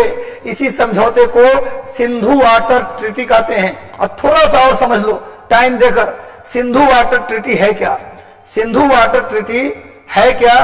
थोड़ा सा टाइम देकर समझ लो, सिंधु वाटर ट्रीटी क्या है। देखो, सिंधु वाटर ट्रीटी है कि भैया 6 नदियां बहती हैं। सबसे पहली नदी कौन है? सतलज। सबसे पहली जो नदी है वो कौन है? सतलज। उसके बाद ब्यास, सबसे पहली हो गया सतलज, उसके बाद ब्यास, उसके बाद रावी, उसके बाद चिनाव, उसके बाद झेलम, उसके बाद सिंधु। ये 6 नदी है। ये कितनी नदियां भैया? 6 नदियां हैं। एक सेकंड रुको, ये 6 नदियां हैं। अब देखो, ये है सतलज, सबसे लास्ट वाला है सतलज, उसके बाद है ब्यास, उसके बाद है रावी, उसके बाद है चिनाव, उसके बाद है झेलम और उसके बाद है सिंधु। आप स्क्रीनशॉट ले लीजिएगा। ये 6 नदी था जिसके पानी के बंटवारे का विवाद था। 19 सितंबर 1960 को क्या किया गया? सिंधु वाटर ट्रीटी किसके निर्देशन में हुआ? तो विश्व बैंक, वर्ल्ड बैंक के निर्देशन में हुआ। ये 6 नदी तो बांट दिया गया। ऊपर का जो 3 नदी आप देख रहे हैं, 1, 2, 3, ऊपर का 1, 2 और 3, इसको कहा गया पश्चिमी नदी। क्या बोला विश्व बैंक ने? इसको कहा दिया पश्चिमी नदी। इधर जो 4, 5 और 6 रावी, ब्यास और सतलज, इसको कहा दिया पूर्वी नदी। इस समझौता के तहत इन 6 नदियों को 2 भागों में बांटा गया। पश्चिमी नदी में चिनाव, झेलम और सिंधु रखा गया और पूर्वी नदी में रावी, ब्यास और सतलज रखा गया। कहा गया कि पूर्वी नदी का 100% पानी भारत यूज करेगा, उस पर पाकिस्तान क्लेम नहीं कर सकता। और जो पश्चिमी नदी हुआ उसका 80% पानी को कौन यूज करेगा? पाकिस्तान। और इसका 20% पानी इंडिया यूज करेगा। ऐसा क्यों किया गया? क्योंकि इंडिया में जनसंख्या ज्यादा था, इसलिए कहा गया कि बराबर बराबर नहीं बटेगा। नीचे के 3 नदी का इस्तेमाल पूरा भारत करेगा और ऊपर के 3 नदी का इस्तेमाल पाकिस्तान करेगा, लेकिन 80%, बाकी 20% करेगा इंडिया। तो ये जो बनाया गया समझौता, इसी को बोलते हैं सिंधु वाटर ट्रीटी। समझ में आ गया? मजा आ रहा है? तो एक बार कमेंट कर दो कैसा लग रहा है सेशन। एक बार सभी लोग कमेंट करके बता दीजिए कि आपको सेशन कैसा लग रहा है। सेशन आपको कैसा लग रहा है? एक बार कमेंट करके सभी लोग बता दीजिए और सेशन के साथ जुड़े रहिए अंत तक। आज बिहार स्पेशल भी करंट होगा, बेहतरीन, और एमसीक्यू का डिस्कशन भी करेंगे। लगातार जुड़े रहिए। भारतीय मूल की तमिल अभिनेत्री, बहुत इंपॉर्टेंट है, नोट कर लीजिए। भारतीय मूल की तमिल फिल्म अभिनेत्री अकीला नारायण को अमेरिकी सेना में वकील के पद पर नियुक्त किया गया है। अमेरिकी सेना में, अमेरिकन आर्मी में वकील यानी लॉयर के पद पर नियुक्त किया गया है तमिल फिल्म अभिनेत्री अकीला नारायण। नोट कर लीजिए, तमिल फिल्म अभिनेत्री जो हॉरर मूवी में काम करती हैं। हॉरर मूवी, इनकी एक मूवी थी अकीला नारायण की, उसका नाम था कदम परी। कदम परी इन्होंने डेब्यू किया था, कदम परी में डेब्यू किया था। ठीक है भाई। अकीला नारायण अमेरिकी सेना में वकील नियुक्त हुई हैं और जिनकी पहली मूवी है कदम परी, जो एक हॉरर मूवी है। जो कैसी मूवी है भैया? एक हॉरर मूवी है। नेक्स्ट आइए, अभी शूटिंग वर्ल्ड कप में ISSF शूटिंग वर्ल्ड कप में सौरभ चौधरी ओलंपिक में कोई खास कमाल नहीं दिखा पाए थे। सौरभ चौधरी ओलंपिक में भी गए थे पर कोई खास कमाल नहीं दिखाया, लेकिन शूटिंग वर्ल्ड कप में पुरुषों के 10 मीटर एयर पिस्टल स्पर्धा में इन्होंने गोल्ड मेडल जीता है। नोट कर लीजिए, भारत के स्टार निशानेबाज सौरभ चौधरी ने इस साल ISSF विश्व कप में पुरुषों के, ये जरूर नोट कर लीजिएगा, 10 मीटर एयर राइफल में क्या जीता है? गोल्ड मेडल जीता है सौरभ चौधरी ने।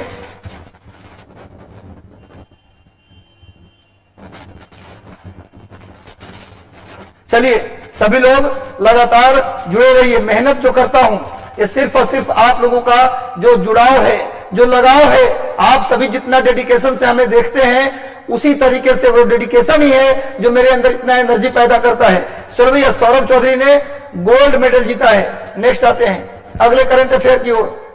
2022 में महिला वर्ल्ड कप, सबसे पहली बात, किस बार महिला वर्ल्ड कप कहां हो रहा है? नीदरलैंड में। सबसे पहली बात, इस साल का महिला वर्ल्ड कप का आयोजन कहां हो रहा है? नीदरलैंड में, जिसमें भारतीय टीम का पहला मैच इंग्लैंड टीम के साथ होगा। ये डिसाइड हो चुका है। इस बार महिला हॉकी वर्ल्ड कप का आयोजन कहां हो रहा है? नीदरलैंड। नीदरलैंड जिसको हम लोग प्राचीन काल में हॉलैंड बोलते थे, इसी को प्राचीन काल में डच बोलते थे। नीदरलैंड की राजधानी एम्स्टर्डम है। एम्स्टर्डम नीदरलैंड की राजधानी कहाँ है भैया? एम्स्टर्डम। एम्स्टर्डम। और इसका पुराना नाम हॉलैंड, उसका पुराना नाम डच। इस बार का महिला हॉकी वर्ल्ड कप कहां होने वाला है? नीदरलैंड में। और नीदरलैंड में एक शहर है जिसका नाम है हेग। नीदरलैंड के एक शहर है जिसका नाम है द हेग। यहां पर अंतरराष्ट्रीय न्यायालय का हेडक्वार्टर है। अंतरराष्ट्रीय न्यायालय लिख लीजिए, इंटरनेशनल कोर्ट का हेडक्वार्टर नीदरलैंड के द हेग में है। इंटरनेशनल कोर्ट का हेडक्वार्टर नीदरलैंड के द हेग में है। नोट कर लीजिए, नीदरलैंड में महिला हॉकी वर्ल्ड कप होगा और भारत का पहला मैच इंग्लैंड की टीम से होगा। और आपको पता होगा इस बार महिला हॉकी टीम ने ओलंपिक में भी कमाल कर दिया। ओलंपिक में भी महिला हॉकी टीम भले ही पदक नहीं जीत पाई, लेकिन चौथे स्थान पर रहकर इंडिया के लोगों का दिल जरूर जीत ली। महिला हॉकी टीम पहली बार, भारत की महिला हॉकी टीम पहली बार चौथे पायदान पर रही। इससे पहले टॉप 4 में नहीं आती थी, पदक नहीं जीत पाई, लेकिन जो पोजीशन लाया अपनी मेहनत से रियल में वो दिल जीतने वाला था। जो उन्होंने अंतिम में मेहनत किया और रियल में दिल जीतने वाला था। तो महिला हॉकी टीम महिला वर्ल्ड कप में जीती नहीं पदक, लेकिन अब वर्ल्ड कप में अपना प्रतिभा दिखाने वाली है। किसके साथ पहला मैच होगा भाई? पहला मैच होगा इंग्लैंड के साथ। और कहां हो रहा है आयोजन? नीदरलैंड में। नेक्स्ट आइए, रूस के यूक्रेन पर हमले के बाद अभी केवल करंट चल रहा है भैया प्रतिबंध का। लगातार लोग उस पर प्रतिबंध लगा रहे हैं और रूस बहादुर की तरह लड़ता जा रहा है। कुछ लोगों को लग रहा है ना कि यूक्रेन जैसा देश रूस को धूल चटा रहा है। आज 8 दिन हो गए, रूस कुछ कर नहीं पाया।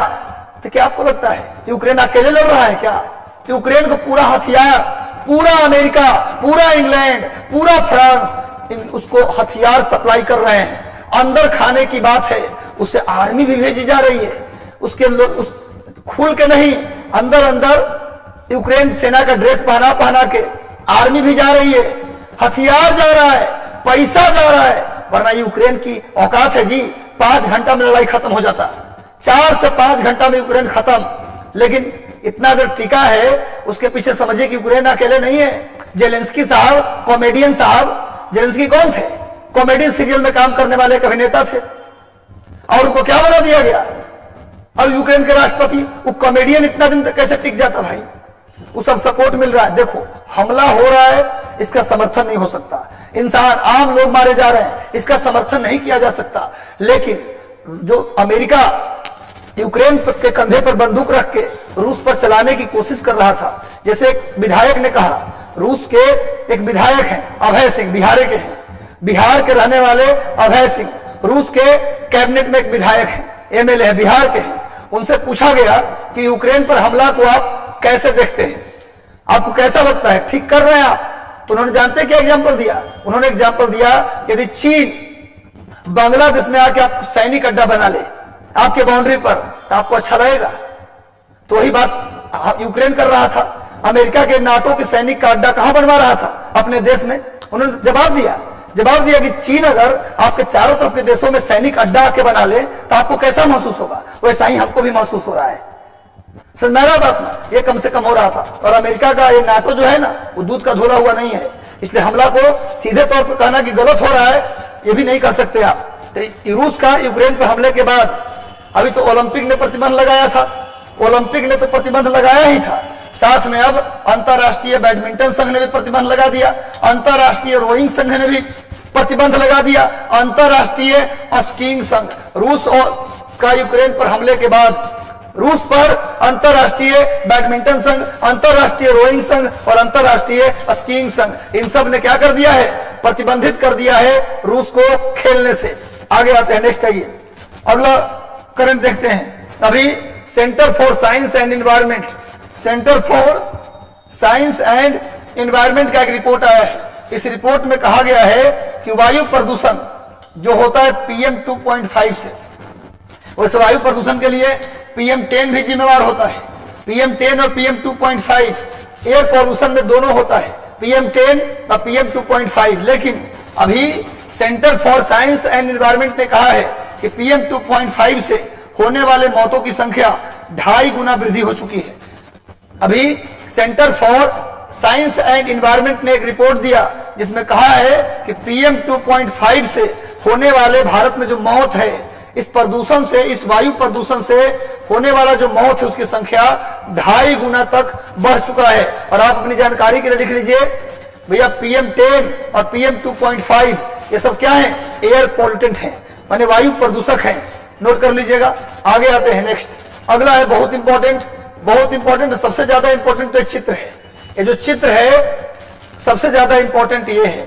आप जानते हैं कि यूएनओ ने, संयुक्त राष्ट्र संघ ने दुनिया के डेवलपमेंट के लिए, संयुक्त राष्ट्र संघ ने दुनिया के डेवलपमेंट के लिए, देखिए सबसे ज्यादा इंपॉर्टेंट ये है, सब मिला के टोटल 17, यहां पर 17 है, 1 2 3 4 5 6 7 8 9 10 11 12 13 14 15 16 17, टोटल 17 गोल यूएनओ ने पूरे दुनिया के डेवलपमेंट के लिए, पूरे दुनिया से गरीबी, पूरे दुनिया से भूख, पूरे दुनिया से बेकारी, इस तरह की घटनाओं को समाप्त करने के लिए टोटल 17 गोल, कितना गोल भैया?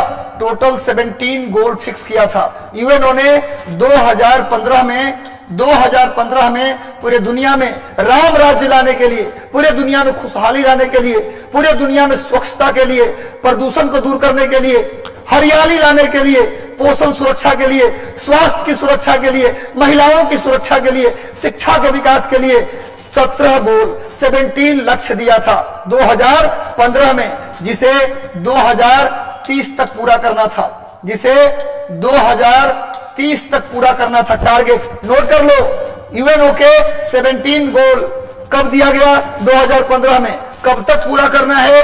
2030 तक। इसका प्रिंट आउट निकलवा लेना और सभी गोल का यहां पर दिया हूं नाम। फर्स्ट गोल है नो पॉवर्टी, सेकेंड गोल है जीरो हंगर। क्लियर है? ये सभी अलग अलग गोल है, 17 गोल है भैया। ये 17 गोल कॉपी पे नोट करके इसका बना लेना एक नोट्स। नेक्स्ट हो गया, क्या है इसके बारे में? करंट क्या, इसको देख लेते हैं। करंट है कि अभी संयुक्त राष्ट्र संघ ने क्या निकाला है? सस्टेनेबल डेवलपमेंट इंडेक्स जारी किया है। अभी संयुक्त राष्ट्र संघ ने सस्टेनेबल डेवलपमेंट इंडेक्स जारी किया है, ये 17 गोल के आधार पर। इस 17 गोल कौन कौन देश ने कितना इस गोल को अचीव किया है, उसके लिए यूएनओ ने क्या निकाला है? एक रिपोर्ट जारी किया है, जिसमें कितने देश शामिल है भैया? जिसमें भारत का रैंक कितना आया है? जिसमें भारत का रैंक 120 आया है। संयुक्त राष्ट्र संघ में जितने भी देश हैं 193, इन देशों का एक क्या किया है? रिपोर्ट 192 है ना, एक सेकेंड, नहीं वो तो 93 है। ये तो रिपोर्ट जारी किया ना। संयुक्त राष्ट्र में कितने देश है भैया? वर्तमान में यूएनओ में कितने कंट्री हैं? वर्तमान में यूएनओ में पूछा जाए कितने देश है भैया, तो 193। इसमें 192 देशों का लिस्ट जारी किया है कौन? यूएनओ। उसमें 120वें स्थान पर भारत है। नोट कर लीजिए। पूछा जाए कि सस्टेनेबल डेवलपमेंट इंडेक्स में भारत का वर्तमान में कैवा रैंक है? 120वां, और पिछले साल था 117वां। नोट कर लीजिए, 2021 में भारत का रैंक सस्टेनेबल डेवलपमेंट में 2021 में भारत का 117वां रैंक था। अभी 3 अंक और नीचे गिर गया, अभी 120वां।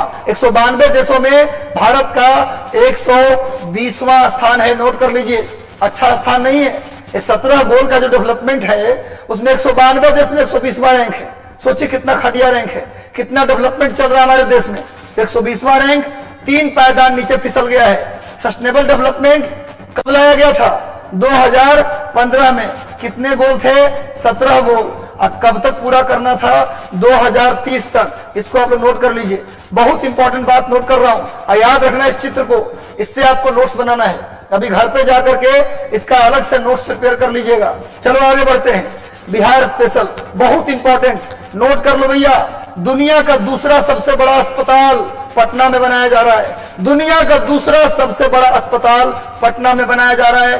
5462 बेड वाला, 5462 बेड वाला दुनिया का दूसरा सबसे बड़ा अस्पताल पटना में बनाया जा रहा है भाई। सामने मंगल पांडे, बिहार के माननीय होनहार स्वास्थ्य मंत्री श्री मंगल पांडे जी ने 5,462 बेड वाला दुनिया का दूसरा सबसे बड़े अस्पताल का उद्घाटन किया है।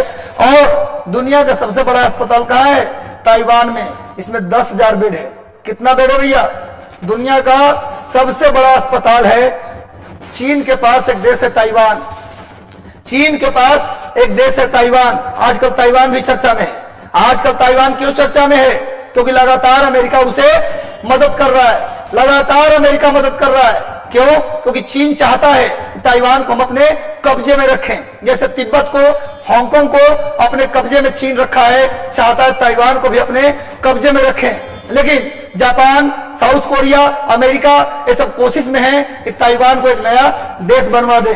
जानते करते हैं कि आपका जमीन यदि विवादित जमीन है तो पड़ोसी कभी नहीं चाहता कि वो जमीन आपका हो जाए, हमेशा अड़ंगा लगाते रहता है। तो भैया ताइवान में दुनिया का दूसरा सबसे बड़ा अस्पताल है, और दुनिया का दूसरा सबसे बड़ा अस्पताल हमारा बिहार यानी पटना में है। क्लियर है? नोट कर लीजिएगा। और ताइवान चर्चा में क्यों है? अभी अमेरिका से उसने सहायता लिया है। चीन को यह बात पसंद नहीं आ रहा है, इसलिए अभी ताइवान खूब चर्चा में है। नोट कर लीजिएगा। बिहार के स्वास्थ्य सेवा से भारतीय प्रशासनिक सेवा में गए एक डॉक्टर हैं, जिनका नाम है भैया, जिनका नाम है एससी मिश्रा। बिहार चिकित्सा सेवा में कार्यरत थे। बाद में उनका प्रमोशन हो गया था और कहां चले गए थे? भारतीय प्रशासनिक सेवा में। बिहार चिकित्सा सेवा से भारतीय प्रशासनिक सेवा में प्रगति करने वाले देश के पहले चिकित्सक, ऐसा पहले चिकित्सक हैं जिनका बिहार प्रशासनिक सेवा से बिहार स्वास्थ्य सेवा से भारतीय प्रशासनिक सेवा में क्या मिला था? प्रमोशन। ऐसे पहले चिकित्सक हैं। इनको इंडियन मेडिकल एसोसिएशन ने लाइफ टाइम अचीवमेंट पुरस्कार दिया है। डॉक्टर एससी मिश्रा, नोट कर लीजिए, डॉक्टर एससी मिश्रा। हो सकता है बिहार स्पेशल भी हो। एससी मिश्रा साहब ये हैं। एससी मिश्रा को इंडियन मेडिकल एसोसिएशन ने क्या दिया है? लाइफ टाइम अचीवमेंट पुरस्कार। ये कौन है भैया? ये पहले ऐसे डॉक्टर हैं जो बिहार स्वास्थ्य सेवा से प्रमोशन करके कहां चले गए थे? भारतीय प्रशासनिक सेवा में। ऐसा होने वाले पहले डॉक्टर हैं। इन्हें इंडियन मेडिकल एसोसिएशन की तरफ से क्या मिला है? लाइफ टाइम अचीवमेंट पुरस्कार। सामने बिहार के एससी मिश्रा का चित्र है, देख लीजिए आप। इनको मिला है लाइफ टाइम अचीवमेंट अवार्ड। देखिए ये अवार्ड का चित्र, अवार्ड लेते हुए इनका फोटो है, देख लीजिए आप लोग, एससी मिश्रा। नेक्स्ट आइए, आगे बढ़ते हैं भाई। नेक्स्ट है भारतीय खेल प्राधिकरण द्वारा संचालित फिट इंडिया मूवमेंट। भारतीय खेल प्राधिकरण द्वारा संचालित फिट इंडिया मूवमेंट की शुरुआत किसने की थी? भारतीय खेल प्राधिकरण, sports authority of India. Sports authority of India के द्वारा शुरू किया गया है। क्वेश्चन आ सकता है कि फिट इंडिया मूवमेंट की शुरुआत किसने की? फिट इंडिया मूवमेंट की शुरुआत किसने की? तो आंसर होगा भारतीय खेल प्राधिकरण ने किया। इसके तहत फिट इंडिया में नवादा जिला, बिहार का नवादा जिला को क्या मिला है? पहला स्थान। नोट कर लीजिए। भारतीय खेल प्राधिकरण, स्पोर्ट्स अथॉरिटी ऑफ इंडिया द्वारा जारी रैंक में बिहार का नवादा जिला पहला स्थान लाया है। फिट इंडिया के मामले में बिहार का नवादा जिला का पहला स्थान है। फिट इंडिया के मामले में बिहार का नवादा जिला का पहला स्थान है। अभी मधुबनी के इतिहास के प्रोफेसर, इतिहासकार जिनका नाम है ब्रिजेंद्र नारायण झा, ब्रिजेंद्र नारायण झा, इनका निधन हो गया है। ब्रिजेंद्र नारायण झा का ये इतिहासकार थे, इनका निधन हो गया। नोट कर लीजिए। बिहार के प्रतिष्ठित इतिहासकार ब्रिजेंद्र नारायण झा का हाल ही में निधन हो गया है। ये मधुबनी जिले के रहने वाले थे और मधुबनी जिला के बारे में करंट बताया हूं, याद है आप लोगों को? मधुबनी जिला से हाल ही में गुप्त काल के सिक्के मिले हैं, गुप्त काल के सिक्के मिले हैं। नेक्स्ट आइए, अभी उत्तर भारत का पहला, नेक्स्ट आइए, अगला करंट भी बिहार स्पेशल है। उत्तर भारत का पहला मॉडल एड्स परामर्श सेंटर, मॉडल एड्स परामर्श और जांच केंद्र कहां खोला गया है? पूर्णिया। पूरे उत्तर भारत का पहला एड्स, मॉडल एड्स परामर्श एवं जांच केंद्र कहां खोला गया है? पूर्णिया में। पूर्णिया में मॉडल एड्स परामर्श और जांच केंद्र की स्थापना की गई है। यह उत्तर भारत का पहला सेंटर है। नेक्स्ट आइए, अगले करंट में बढ़ते हैं। अगला करंट है भैया डॉक्टर राजीव कुमार।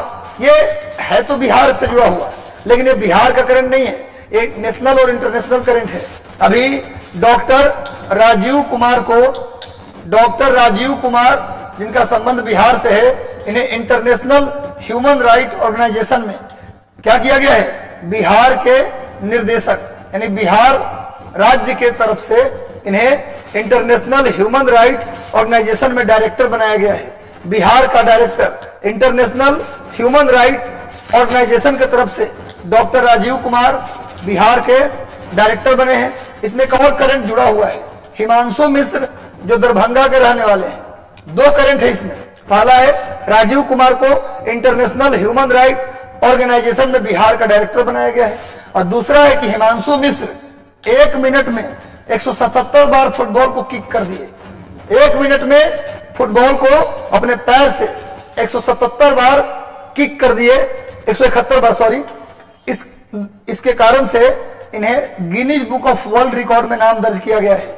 बिहार के दरभंगा के हिमांशु मिश्र 1 मिनट में फुटबॉल को कितनी बार किक कर दिए? 171 बार। इसके कारण से हिमांशु मिश्र जी को Guinness book of world record में नाम दर्ज हुआ है। ये बिहार के दरभंगा जिले के रहने वाले हैं। नेक्स्ट आइए, राज्य में पहली बार पटना जिला में बैडी कूट मशीन लाया गया है। राज्य में पहली बार गटर की सफाई के लिए एक मशीन लाया गया है बिहार में, जिसका नाम है बैंडी कूट मशीन। इसे निगम सफाई रोबोट भी कहते हैं, यानी कि सफाई के लिए एक रोबोट, बिहार सरकार ने गटर की सफाई के लिए एक रोबोट लाया है। उस रोबोट का नाम है बैंडी कूट मशीन। ये पहली बार बिहार में पटना नगर निगम में प्रयोग होगा। पटना नगर निगम में देखो सामने उस रोबोट का चित्र दे दिया हूं, यही बैंडी कूट मशीन है। ये बैंडी कूट मशीन है जिसका प्रयोग पटना नगर निगम में गटर की सफाई के लिए किया जाएगा। नेक्स्ट आइए, जंगल में तैयार होने वाला उत्पाद। आप जानते हैं कि जंगल से जो प्रोडक्ट लिया जाए वो शुद्ध होगा, उसमें शुद्धि का तो कोई मामला है नहीं।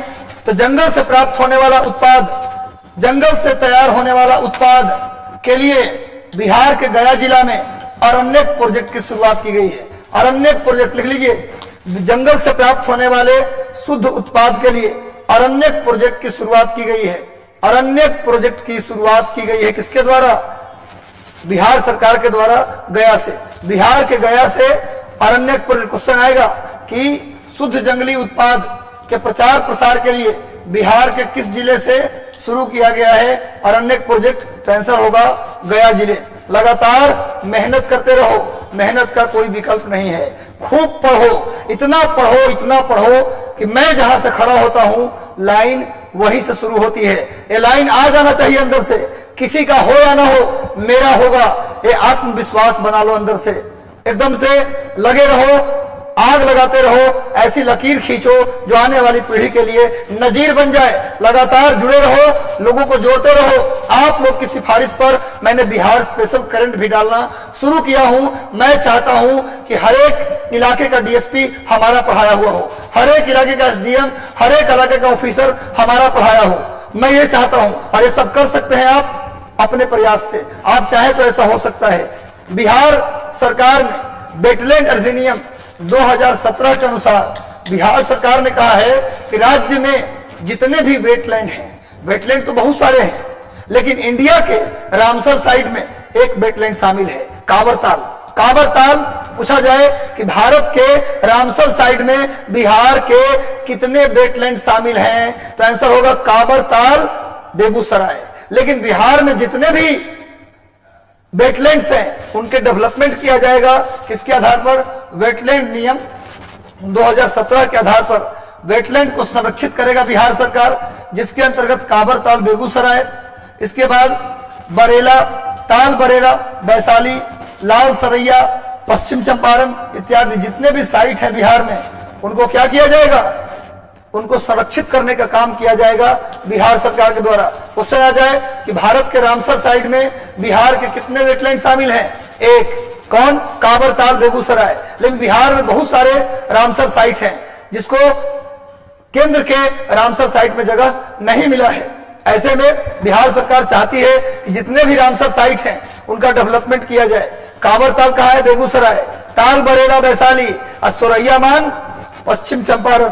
नोट कर लीजिएगा। अभी बिहार का ये देखो सामने में काबरताल का मैंने चित्र दिया है। बिहार के बेगूसराय के काबरताल झील का हमने चित्र दे दिया है, देख लीजिए। आगे आइए। नेक्स्ट, बिहार राज्य सरकार के द्वारा अपने लोगों को बिजली, बिहार राज्य सरकार द्वारा अपने लोगों को बिजली प्रदान करने के लिए 2500 मेगावाट बिहार सरकार अब क्या करेगी? अपने राज्य के लोगों को बिजली देने के लिए, अभी तो 22 घंटे बिजली मिलता है गांव गांव में, सरकार चाहती है कि 24 घंटे गांव को बिजली मिले। नीतीश कुमार चाहते हैं कि 24 घंटे गांव को बिजली मिले। उसके लिए 2500 मेगावाट बिजली बिहार कहां से खरीदेगा? छत्तीसगढ़ से। छत्तीसगढ़ राज्य से बिहार क्या खरीदेगा? 2500 मेगावाट बिजली। बिहार सरकार के द्वारा 2500 मेगावाट बिजली, 2500 मेगावाट बिजली खरीदने का काम किया जाएगा। कहां से भैया? छत्तीसगढ़ से। नोट कर लीजिए। नेक्स्ट आते भैया, केंद्र सरकार के द्वारा बिहार के पटना में प्लास्टिक प्रोसेसिंग यूनिट लगाई जाएगी। बिहार के पटना में प्लास्टिक प्रोसेसिंग यूनिट लगाया जाएगा केंद्र सरकार के मदद से। नोट कर लीजिए, बिहार के पटना में प्लास्टिक प्रोसेसिंग यूनिट लगाया जाएगा। प्लास्टिक प्रोसेसिंग यूनिट लगाया जाएगा। नेक्स्ट लिखिए, आगे चलते हैं। आगे आइए। नेक्स्ट, देश का सबसे बड़ा, बहुत इंपॉर्टेंट, आप जानते होंगे, पटना में जीपीओ के पास एक पार्क है, बाबू कुंवर सिंह पार्क। पटना जीपीओ गोरंबर के पास एक पार्क है जिसका नाम है बाबू कुंवर सिंह पार्क। वहां भारत का सबसे बड़ा संगीतमय फव्वारा लगाया गया है। नोट कर लीजिए, बिहार के बाबू कुंवर सिंह पार्क में, वीर कुंवर सिंह पार्क जो जीपीओ के पास है पटना में, यहां लगाया जाएगा भारत का सबसे बड़ा संगीतमय फव्वारा। नोट कर लीजिए, बिहार का सबसे बड़ा संगीतमय फव्वारा वीर कुंवर सिंह पार्क में लगाया जाएगा। नेक्स्ट आते हैं, अगला करंट अफेयर। हाल ही में बिहार के कृषि मंत्री के द्वारा राज्य कम्युनिटी किसान रेडियो के प्रसारण के लिए एक अलग से एप्लीकेशन बनाया है जिसका नाम है 90.8 FM ग्रीन ऐप। उस एप्लीकेशन का नाम है 90.8 FM ग्रीन ऐप। बिहार के कृषि मंत्री के द्वारा क्या किया गया है?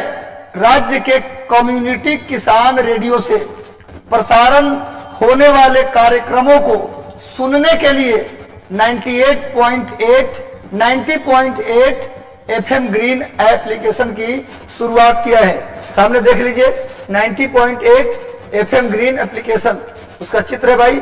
बिहार में किसान से संबंधित प्रसारण को सुनने के लिए 90.8 ग्रीन FM एप्लीकेशन शुरू किया गया है। नेक्स्ट आइए, अमेरिका जनरल लाइफ साइंस के संपादकीय बोर्ड में, ध्यान रखिए, America general of life science, इसके संपादकीय बोर्ड में बिहार के स्मृति गुप्ता को शामिल किया गया है। बिहार के स्मृति गुप्ता को अमेरिका की जनरल ऑफ लाइफ साइंस, इसमें अमेरिका के जो जनरल है, जो पत्रिका है लाइफ साइंस पर, इसके संपादकीय बोर्ड में बिहार के स्मृति गुप्ता को स्थान दिया गया है। सामने स्मृति गुप्ता का चित्र मैंने दे दिया है। इन्हें अमेरिका के जो लाइफ साइंस जनरल है उसके एडिटोरियल ग्रुप में इनको स्थान मिला है। इनका नाम क्या है? स्मृति गुप्ता। नेक्स्ट आइए, WHO के नेत्र विशेषज्ञ, WHO के नेत्र विशेषज्ञ की सूची में भारत के डॉक्टर राज्यवर्धन आजाद को स्थान मिला है। इनका संबंध भी बिहार से है। इंटरनेशनल करंट है, ये करंट इंटरनेशनल है मेरे बच्चों, नोट कर लो, इंटरनेशनल करंट है, लेकिन चूंकि इनका संबंध बिहार से है तो याद करना पड़ेगा।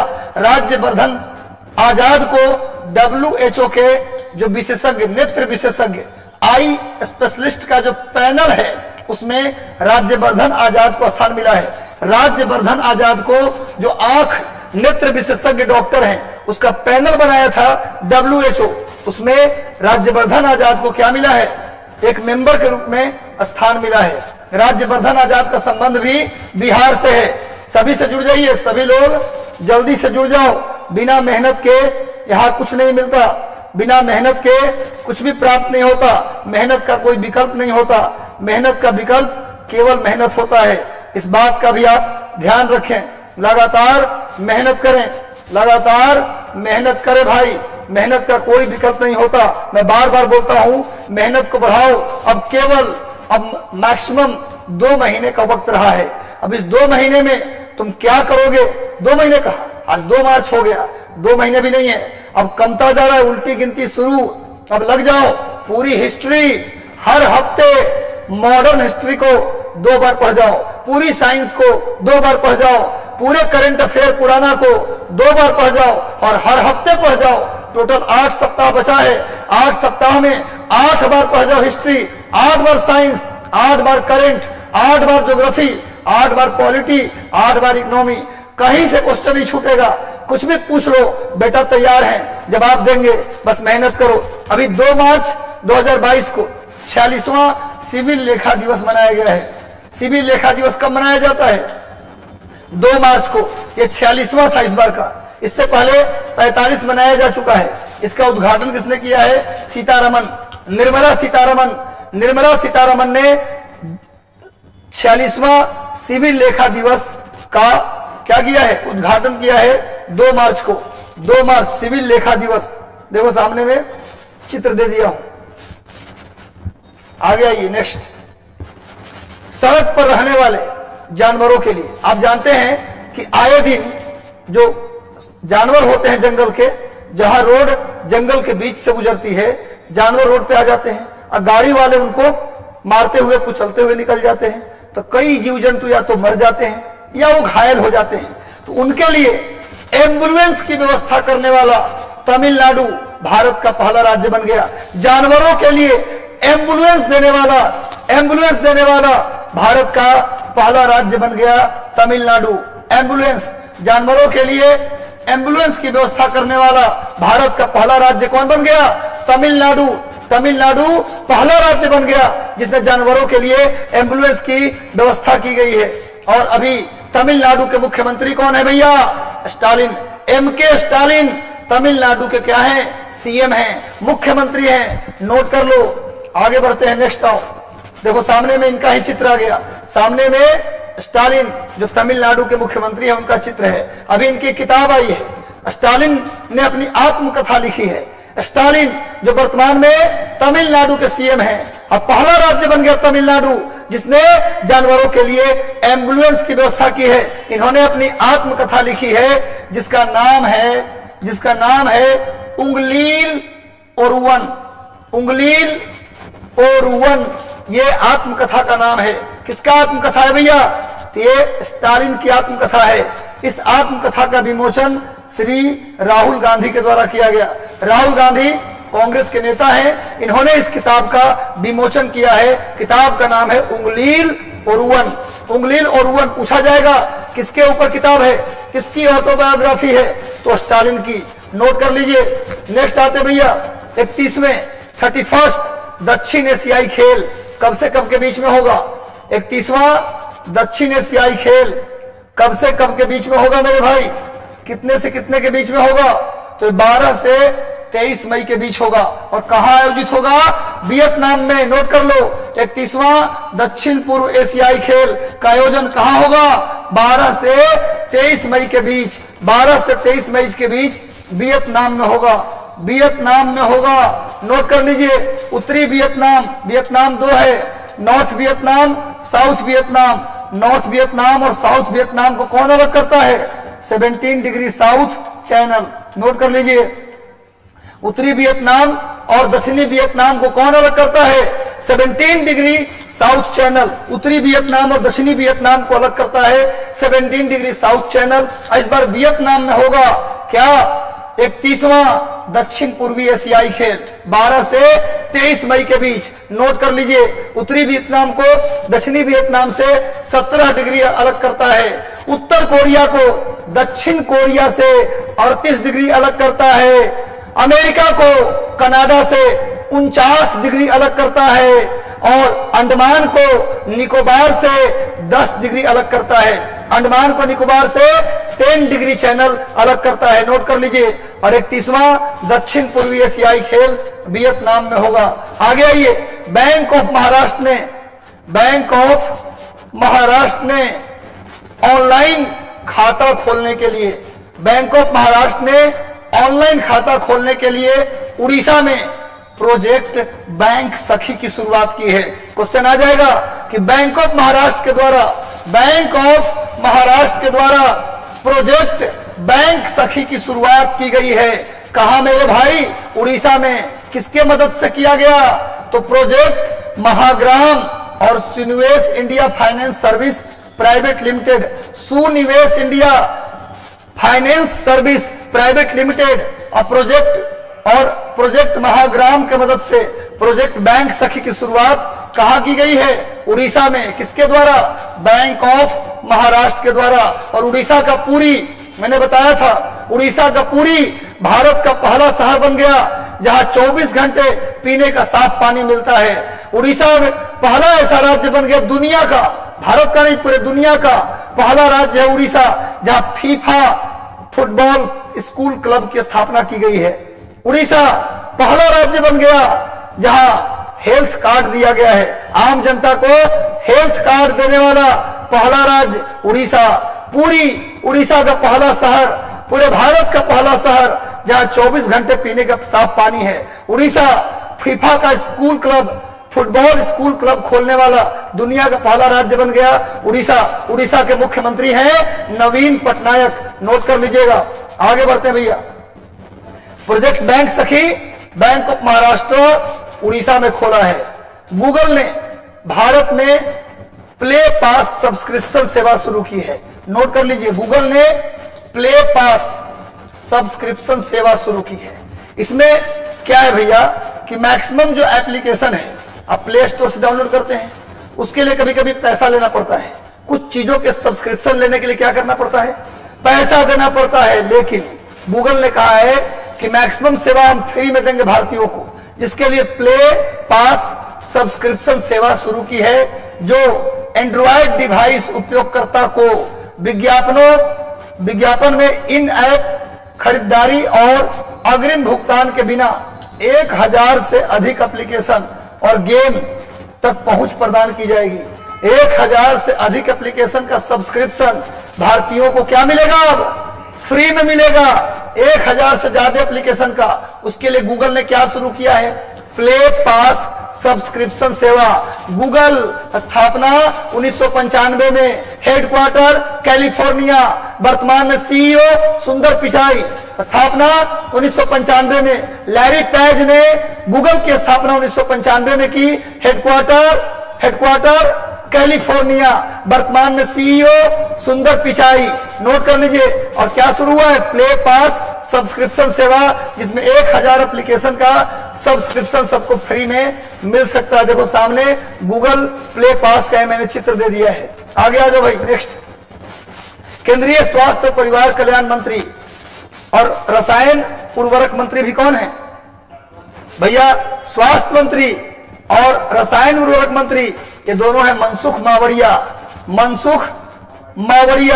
मनसुख मावड़िया ने 2022 इंडस्ट्री कनेक्ट 2022 उद्योग और अकादमिक सिनर्जी पर संगोष्ठी का उद्घाटन किया है। इसका क्या मतलब? इस संगोष्ठी का जो मतलब होता है वो होता है कि जो एकेडमिशियन है जैसे IIT, IIM, इनका कहना है कि इंडस्ट्री में उनका भी पार्टिसिपेशन होना चाहिए। बड़े बड़े जो एकेडमिक है जैसे IIT, IIM, एम्स, उनको भी इंडस्ट्री में अपना योगदान देना चाहिए।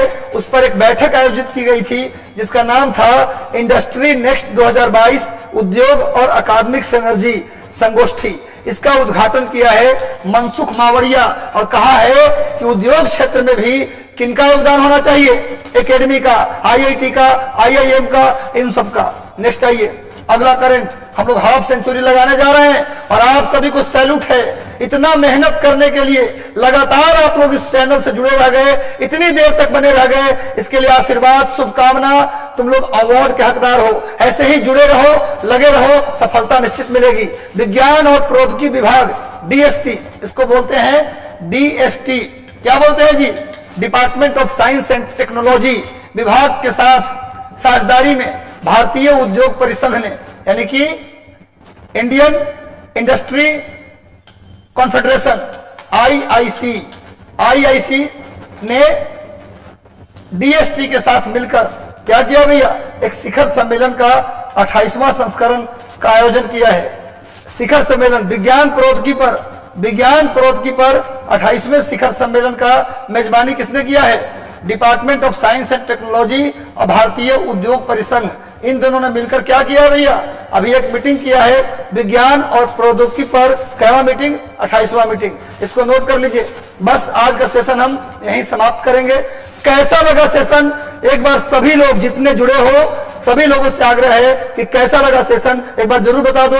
सेशन अच्छा लगा तो लाइक कर दो, सेशन अच्छा लगा तो लाइक जरूर कर दो और कमेंट करके मुझे बताओ कैसा लगा। यदि कोई सुझाव हो तो मुझे जरूर दो, मैं आपके सुझाव को मानूंगा।